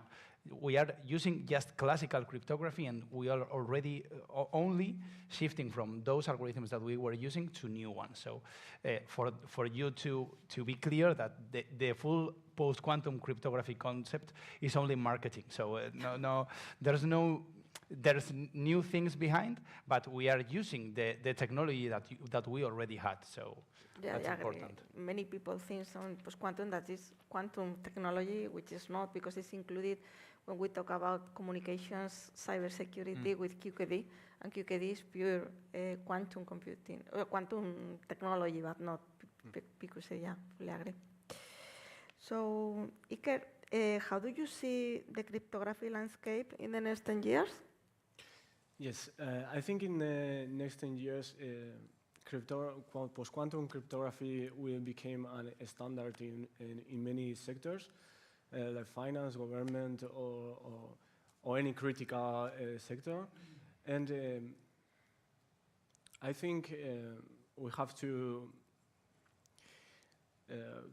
go with it, and I think we have to make cryptography modular by design. That is like a software concept, because things are going to keep changing, and we have to adapt. I think in the short term, we are going to use hybrid approaches to make like a transition safely. We are going to use traditional algorithms and post-quantum algorithms at the same time. But I think in the long term, we are going to have a transition, because we don't know what will happen, and we have to make these systems modular, so in the future we can change for whatever may come. Yeah, thank you. And Iker, I saw on the news an article talking about that the blockchain should have fair for these quantum computing threats. So what is your view on that? About blockchain? Okay. Well, blockchain is, as you may know, a very disruptive technology that has appeared for the past few years, sorry. And it's true that blockchain is based on, in several points, on part of the cryptography that will be broken with those quantum algorithms that we know now. So I think it's very interesting to see how post-quantum crypto can make these blockchains that we have already heard of evolve to post-quantum blockchains, because that's something that will happen in the future, but we have to see the several effects that this shifting from old algorithms to the new ones, the classical to the new ones, will make on the blockchains, because one of the most important parts is that, for example, we are using a kind of signatures to make the transactions possible in the blockchains that are very short in practice, okay? Those digital signatures, those signatures that we are using, must be shifted to the new ones that already the NIST has standardized. But those new ones are very long in comparison. So this makes, well, this is a problem because, for example, the blocks will need a lot more storage than the one they use today. So this is some technical aspect of blockchains that must be studied and seen for us to be able to continue using those blockchains. Because if a quantum computer enters the blockchain space, then we have kind of a problem with authentication, with transaction signing, so we have several technical aspects to see. Yeah, many people don't see a problem, but in my opinion, it's really challenging. And yeah, it may be like the end of the crypto. Yep. Crypto money, no? Yeah. The Bitcoin, yeah, the Bitcoin, the Ethereum, or yeah. So, Iker, in your opinion, what are the cost implications of implementing PQC? I think the only thing for companies they have to know to implement PQC is that they want to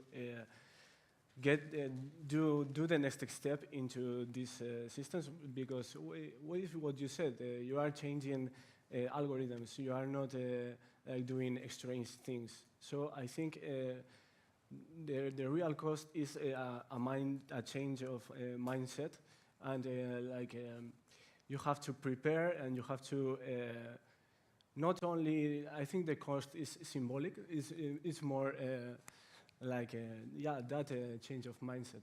Yes. Yeah. Thank you. And to finalize, which takeaways would you like that people after our roundtable would remind? I mean, something that, yes. Maybe I'll start. Or Okay, for my part, with the experience I have, I see that quantum, that cryptography is real, and it can be implemented. So, yeah. Maria? Yeah, yes, so joining what you said, because it's real, let's act now. Let's not wait for catastrophic things to happen. Let's be good students and prepare in advance.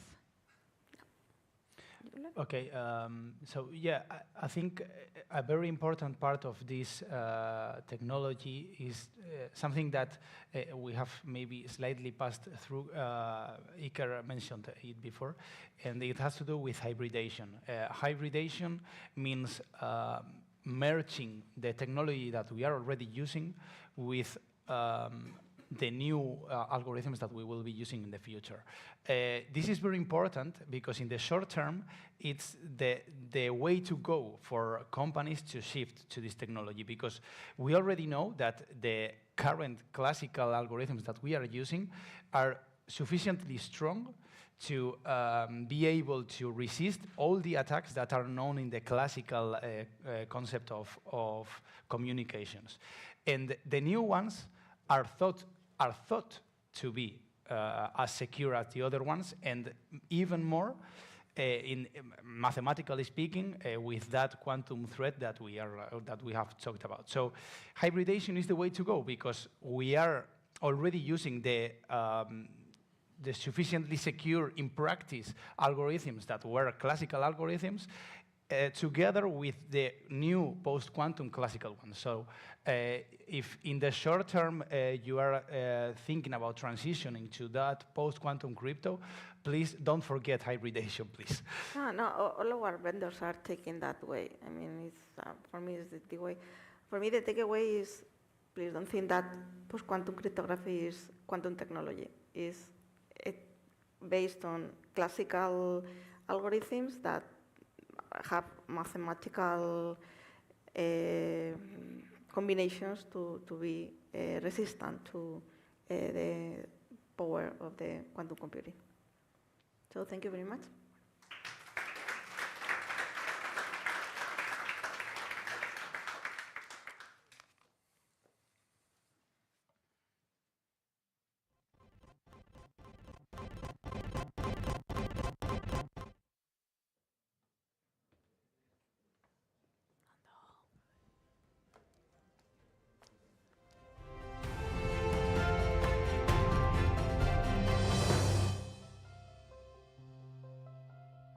Interesting conversation. Now we go one step further to see how these ideas are already being tested in real life. Next, we have a keynote presentation from one of the pilots developed over the 2 last years within the European GovTech4All Consortium. This pilot is all about secure data sharing across borders, and it's led right here at LANTIK in Vizcaya. By LANTIK, sorry. Please welcome Gorka Oteiza, responsible for GovTech and European projects at the Innovation Division in LANTIK, who will tell us more about this exciting project. Gorka, the floor is yours.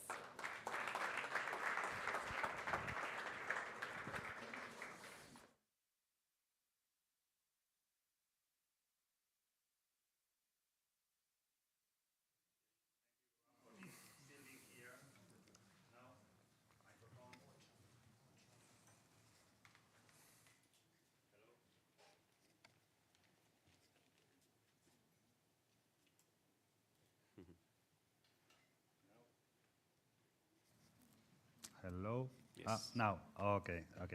So thank you everyone for being here. Me, or Pilot One, is the only thing between now and lunch. So just 30 minutes of your time, and you will be free. We'll do it in the terrace, very good weather, so don't miss it. But if you leave the room, you're gonna miss it, okay? So stay till the end. This is a shared presentation for Pilot One, which we did a lot over the last 2 years within the GovTech4All framework. The pilot is about secure information in cross-border data spaces. It sounds strange, but I'll explain why. So this is more or less the agenda, which we can skip. And this is the pilot. The pilot involved 3 digital organizations for different countries. We had GRNet from Greece, DINUM from France, and Biscay LANTIK here, right here. So this pilot is about using technology to make things better, using technology to make the exchange of information safer. So how did we approach it? This is a team, all part of the consortium, and which objectives we have. Well, we only had one objective. We didn't want to solve a problem by itself. I mean, we didn't identify a business model or a case. What we said is we want to implement a proof of concept for a commonly agreed cross-border use case, where the security, privacy, and interoperability was a priority with sensitive information. I mean, we had to find where to use the technology. We knew we wanted to use data spaces technology to share information. We knew that we wanted to use post-quantum cryptography to do it safely, but we didn't know where. So we started searching the 3 organizations where we could find it. So we found 2 use cases. We found the skills use case for sharing information of students moving from one country to another, in this case, from Greece to France to study, or from France to Greece. They have to provide the diplomas, the information, so this way they could provide safely exchanging information between 2 countries. We also found a case about health. It was for instant messaging application that France wanted to develop with all the different hospitals or medical centers where they could share information. Unfortunately, this use case was dropped at the end, and you will see why later, or tomorrow again. The second objective was to use these 4 technological points, which are mainly 2.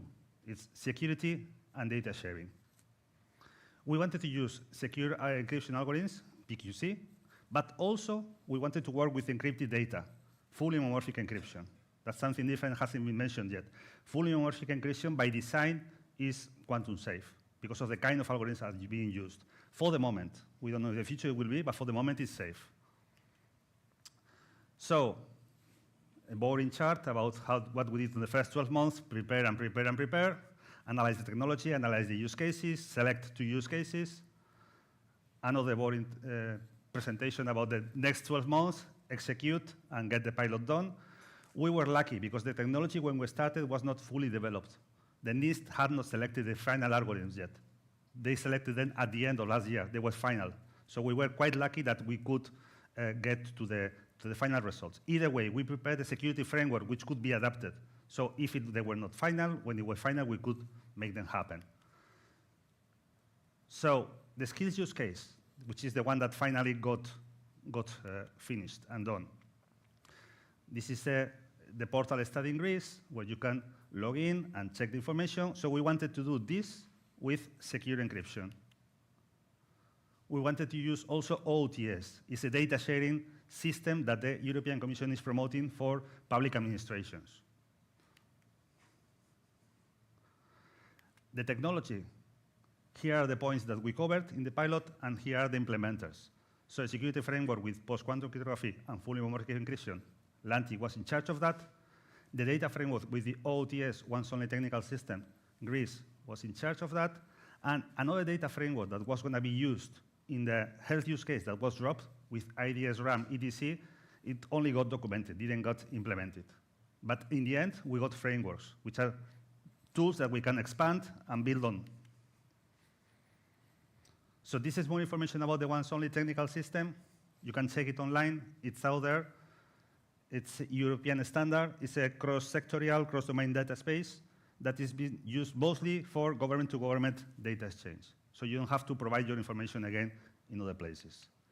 These are the definition of the system and the nodes that the system implements, and we use that technology. I'm going to go with a brief description of security framework, and then I will give way to Iker, who will explain its much in a deeper way, in a technological way. But the security framework, we knew two things. One, that traditional encryption algorithms were becoming obsolete. And at some point, they were going to be broken. So that the quantum technologies would allow that to happen much faster than in a normal, natural way. So solution, use quantum-safe encryption algorithms, post-quantum cryptography.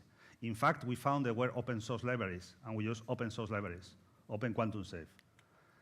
Work with encrypted data. Information is stolen every day. Information gets leaked. There are phishing attacks. So if you have the information encrypted and you work on encrypted information, you add data, you subtract data, you compare data. Even if you lose that information, there's no problem because it's encrypted. So we wanted to use also homomorphic algorithms. And we managed to put these two things into the framework and these two things into the pilot. Of course, this is a proof of concept, okay? The use case is not in production, but the security framework is working and could be fully anywhere used. This is a brief design. Iker will talk more about this. Docker container can run everywhere. We use the open source libraries, and these are the functions that are being used for both things. Iker, I'm not going to spoil your talk, so I think it's the moment that you go on stage and continue from here.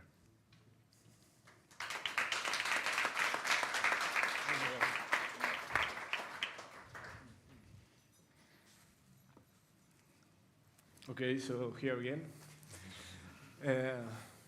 My name is Iker, and I'm going to explain the basics about post-quantum cryptography. You've just heard Gorka explain the fundamentals of Pilot 1.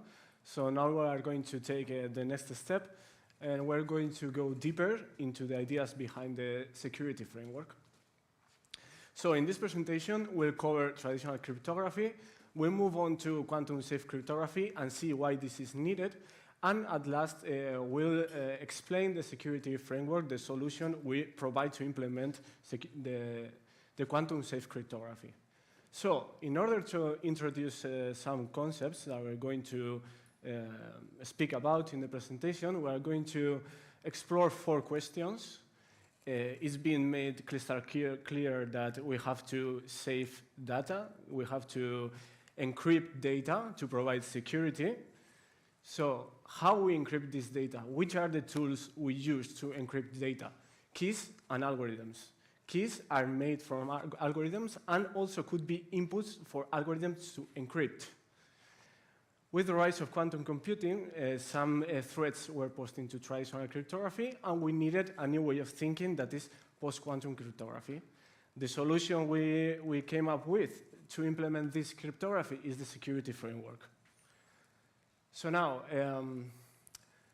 cryptography is the science of making sensible data unreadable for unauthorized parties. The process we use to make readable data into unreadable data is known as encryption. And this process must be reversible. And to make it reversible, we need keys. Keys are kept secret by the authorized parties involved in the communication, and they are going to be, they are going to be able to decrypt the messages. So the strength of the encryption relies on the keys and algorithms used for it. So generally, in traditional cryptography, we have 2 general systems, the symmetric cryptography and the asymmetric cryptography. In symmetric cryptography is what we've been talking about. We use the same key for encryption and decryption. The advantages of this technology are that there is fast and secure, and if an attacker could get the encrypted message, we'll have to evaluate all the possible keys until finding the correct one. This is known as a brute force searching, and is really secure with the standard keys we use in symmetric cryptography. The disadvantage of this type of cryptography is that we have to exchange the key prior to the communication. So this is a very difficult thing to do in the digital era we live. So on the other hand, we have the asymmetric cryptography that in that we use a public key, a key that is shared openly, is exposed on the internet for encryption, and a private key for decryption that must be kept secret. The advantage of this, imagine I want to communicate with you. How will we implement asymmetric cryptography?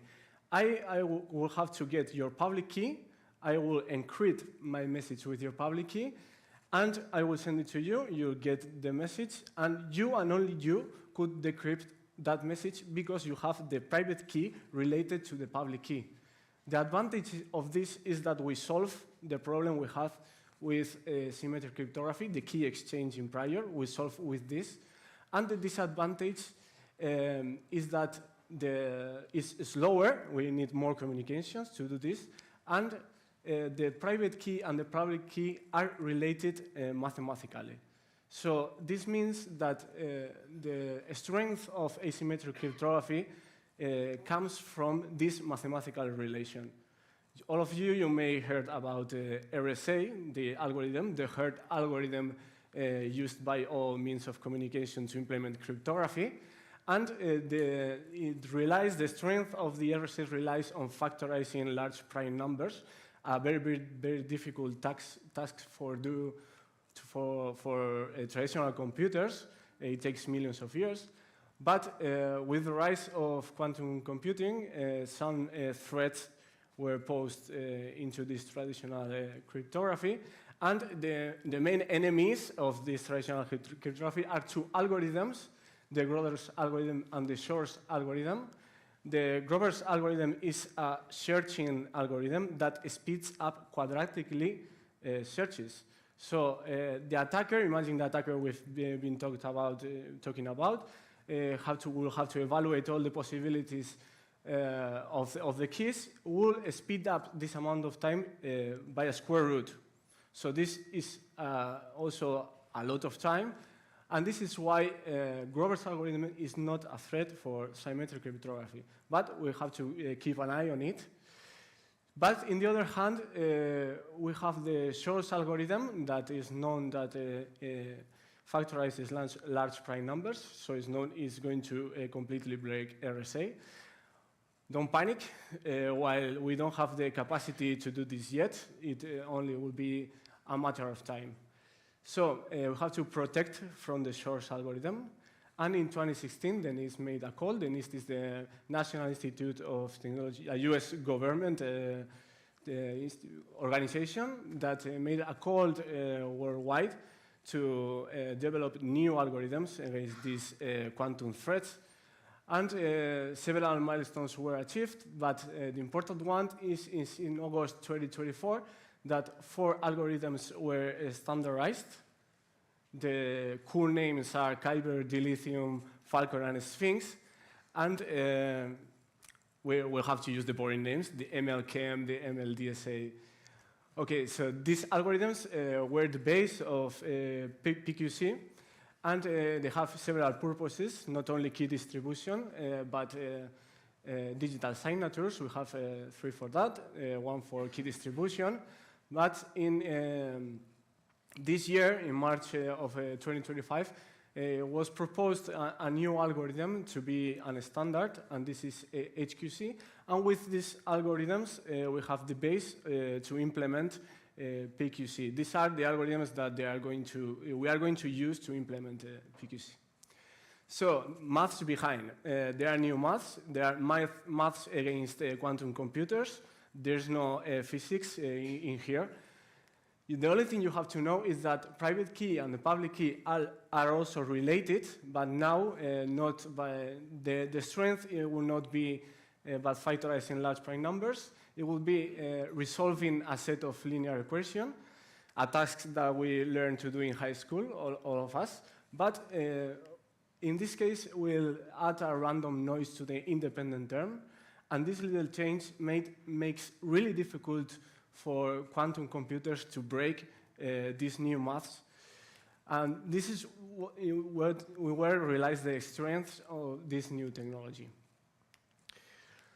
Okay, so PQC is not the only way to ensure secure communications. As Gorka said, we have fully homomorphic encryption, FHE, And as PQC was intended to be general purpose, FHE is for specific cases in which we want to implement computation operations into encrypted data. Imagine you want to train an AI model.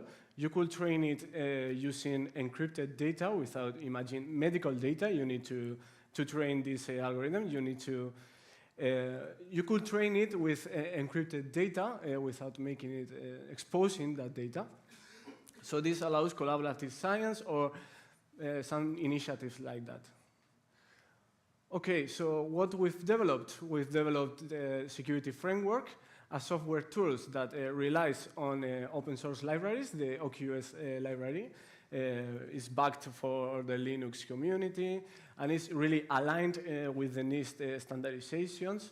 And we have the other one, the OpenFHE, that is what the academics and what researchers use for implementing FHE. So these are the roots of the security framework.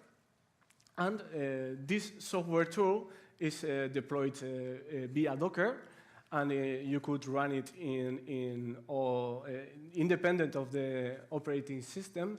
And when you run it in your computer, it will expose an API. You could call from every programming language, is agnostic also to programming languages. And you could generate key pairs using PQC. You could encrypt, decrypt, do signs, verify signs, and all the operation with FHE. So the only thing you have to know to use the security framework is that you want to implement PQC in your company. Okay, we've also developed this like user interface to make the calls to the API like clicking a button. You have the functionalities separated. They generate. You could store public, export keys. You could see all your keys in there in the files and directory. And also you could run tests into the backend so that you can ensure that it's running correctly on your computer. So this is all. I will get past to Dimitris, that is going to explain the use case.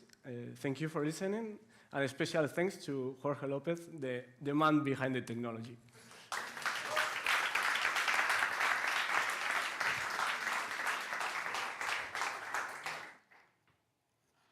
Hello, everyone.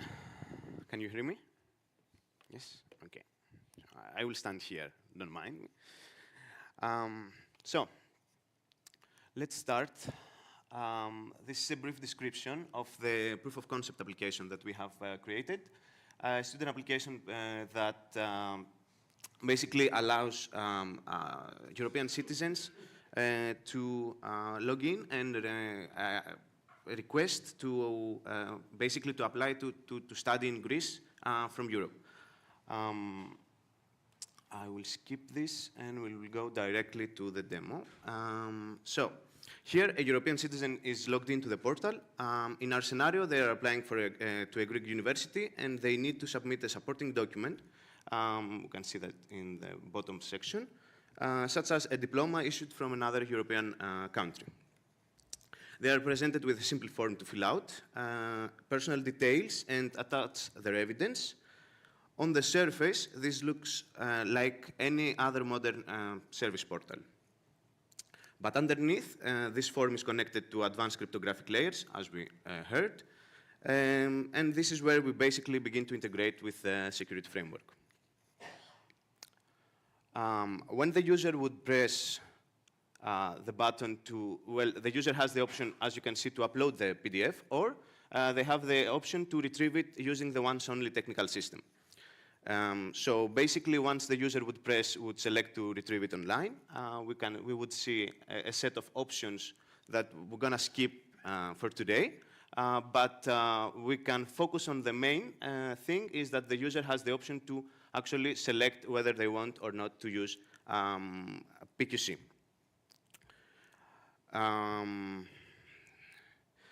By selecting this, basically the user they trigger the use of LANTIK security framework, which ensures that the document request and the responses will be PQC enabled, encrypted end-to-end. This means that even the message envelope, the domibus message that is being transmitted between the countries, which usually exposes some metadata, is protected against both current and future quantum-capable adversaries. Now here, I don't know if it's clear, but basically we can see here an OTS, a query request, and so this is the actual domibus message payload without encryption. You can clearly read some personal metadata, names, identifiers, and document details, all in plain text. This is what a standard message might look like in many real-world systems today. Now, on the next slide, we see the same message with PQC encryption enabled, and of course, you cannot understand anything. The contents are no longer readable. The envelope and the payload are both fully encrypted and are using the post-quantum algorithms. This is the result, the direct result of integrating the security framework. Messages that are not just secure by today's standards, but future-proofed against quantum threats. Now, I'm going to be a bit technical here. This image shows part of the backend code in our application that integrates with the security framework. What you see here is how the application calls the framework's API to perform the encryption, and in this case, using PQC for securing the message envelope. I don't know if you can understand it from the code, but this integration was designed to be modular and developer-friendly. We didn't have to rewrite the business logic. Just call the appropriate endpoints before sending the data to the domibus server and encrypting and decrypting the data from the other side. This kept the code base clean while embedding strong cryptographic guarantees directly into the workflow. One extra addition here is that on the domibus, while there is a TLS option, the data would get encrypted after the domibus would receive the data. So we would have the application that sends the data to the domibus, let's say, to expose the data. While right now, we are able to encrypt them on the first layer of the application before even sending them out. Now, here, we return to the user interface. The form is now fully filled with data, and the diploma has been successfully retrieved through OTS. You can see that in the below. What's important to highlight here is that all the cryptographic processing, PQC encryption, secure message exchange, and backend API calls happen seamlessly in the background. From the user's point of view, the experience remains simple and intuitive. But behind the scenes, their personal data has been protected using some of the most advanced encryption available today. Now, in this final step, the citizen has submitted their application, and now we can see that a manager is logged in. We can see that on the top right part of the screen. And now the manager actually needs to review this. This is where fully homomorphic encryption will come into play. So we can see some code that is for the fully homomorphic encryption. So basically what you see here is the backend logic triggered when the user, the manager, would click the validate button on the bottom there. The idea is that we have some validations that needs to be performed on the data, such as the family income, let's say, needs to be lower than a set amount, or the age of the citizen applying must be, let's say, younger than 30 years old.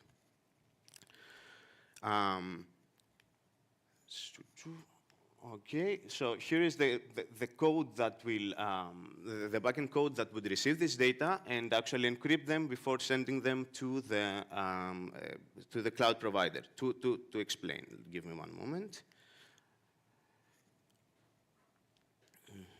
So the encrypted values will be sent to a standalone application, and the idea here is that we don't trust this cloud standalone application that runs on a cloud provider.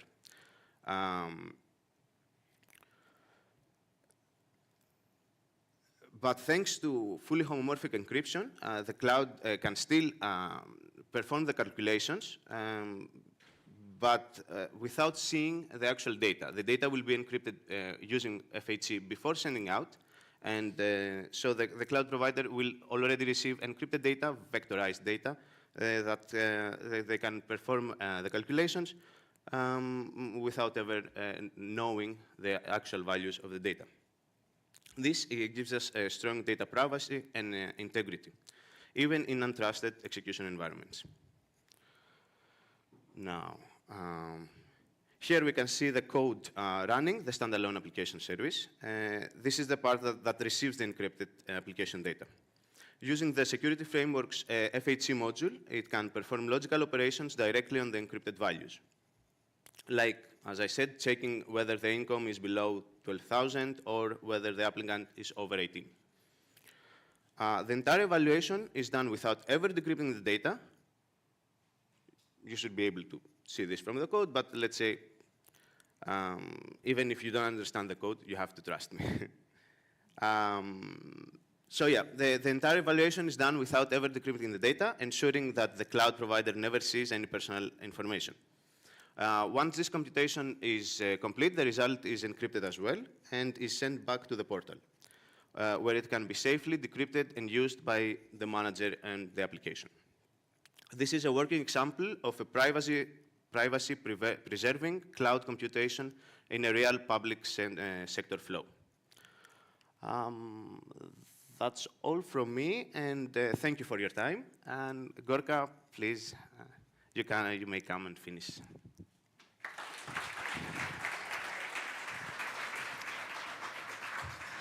Thank you. Thank you very much, Dimitris. Very interesting. I understood half of it, or less, but it's very interesting. Now, if there is any coder out there, please feel free to ask him, because he has a lot of background information that can be really, really useful. So just 2 minutes, and we go out. Recap about this pilot one, okay? You saw the insights. You saw the security framework with the post-quantum cryptography and fully homomorphic encryption to operate on data without knowing what's inside. So what are the lessons we learned, or what are the ideas we got from this pilot? How did we manage the risk? Because we had many risks in this pilot. The first one we had, and it's green because it turned out very well, was the post-quantum cryptography. When we started 2.5 years ago, we started 2 years ago now in July, but let's say we pitched this pilot to the Commission, and we said, we're going to do this nearly 3 years ago. 3 years ago, the libraries were not developed, post-quantum cryptography was nearly not in talks. We were risking, maybe we were going to a dead end innovation, right? You know that feeling. So we took a risk, but we kept monitoring NIST, one of the biggest standardization organizations in PQC, and we saw they were going in a good line. So by the end of last year, the result was there. We had a framework that was modular, so we managed to hold this risk in that way, making something that could be changed and turned without changing, as Dimitri said, the business logic, totally independent. So that turned out well. Universities, okay, the skills use case. So we needed to onboard users. So we had Greece from the beginning, but the French universities were in and out. So we had tight deadlines, and we reached the universities to be on board the project. So one thing you need to do if you have one of these projects is you have to explain it very, very well to the users. What are they going to do? What do you need for them? And what is their involvement? Because it's difficult to enroll users, especially if you are dealing with technology. So do it from the beginning as the starting as you can. We managed to have 2 universities, but then one of the universities dropped because they did not get on time with all the needed documents and flows and everything. And the biggest and most difficult risk for us was the lack of institutional buy-in. Remember I told you the health use case that was discarded? October 24, after 1 year working on the instance machine application, the health department in France said they had other priorities and could not commit. So we had to abandon that line of work and continue. But it's okay. We had a framework which was our tool to finish here, our pilot. And at the end, what did we get from this pilot besides experience? Reusable blocks. okay? The pilots in GovTech4All are from 2 years, 23, 25, SGA1, and now we start a second block of 8 pilots for another 2 years, 25, 27. The security framework with PQC and FHE capabilities, contained in a Docker, so it can be used anywhere, based on open source libraries, and it's ready to be implemented in the SGA2. In fact, 2 pilots of the SGA2, Pilot 7 and Pilot 8, AI for automatic evidence processing and citizen-centric rules as a core, are going to be using the security framework. How we'll manage to see it? We still don't know, because we are still defining what are we going to do with those pilots. But over 2 years, we will define what we will do and how we will use the framework. But we surely know we want to use it there. So to have a real world proof, not just a proof of concept, go a step further. And that's all from us. Secure information in cross-border spaces. Thank you very much, eskerrik asko, and it's over.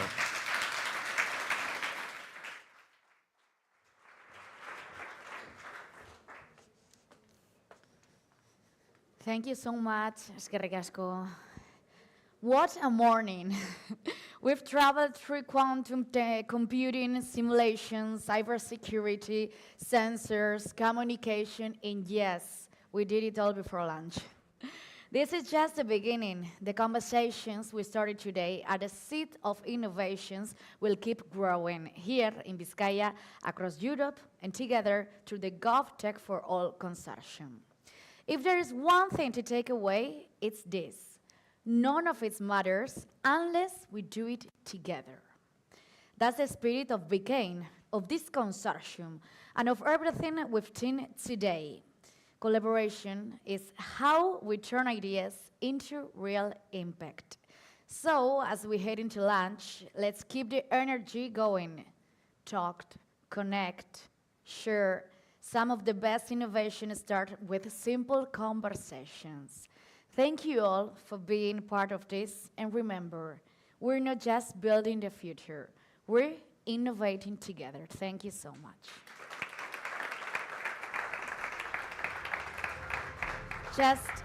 Just a couple of things to bear in mind. Remember that the lunch will take place in the 7th floor, so you will have to take the lead and to go there. And for the consortium participants, operational kickoff, you need to come back to this room at 14:45, 3:45. Now, yes, that's all. Thank you so much.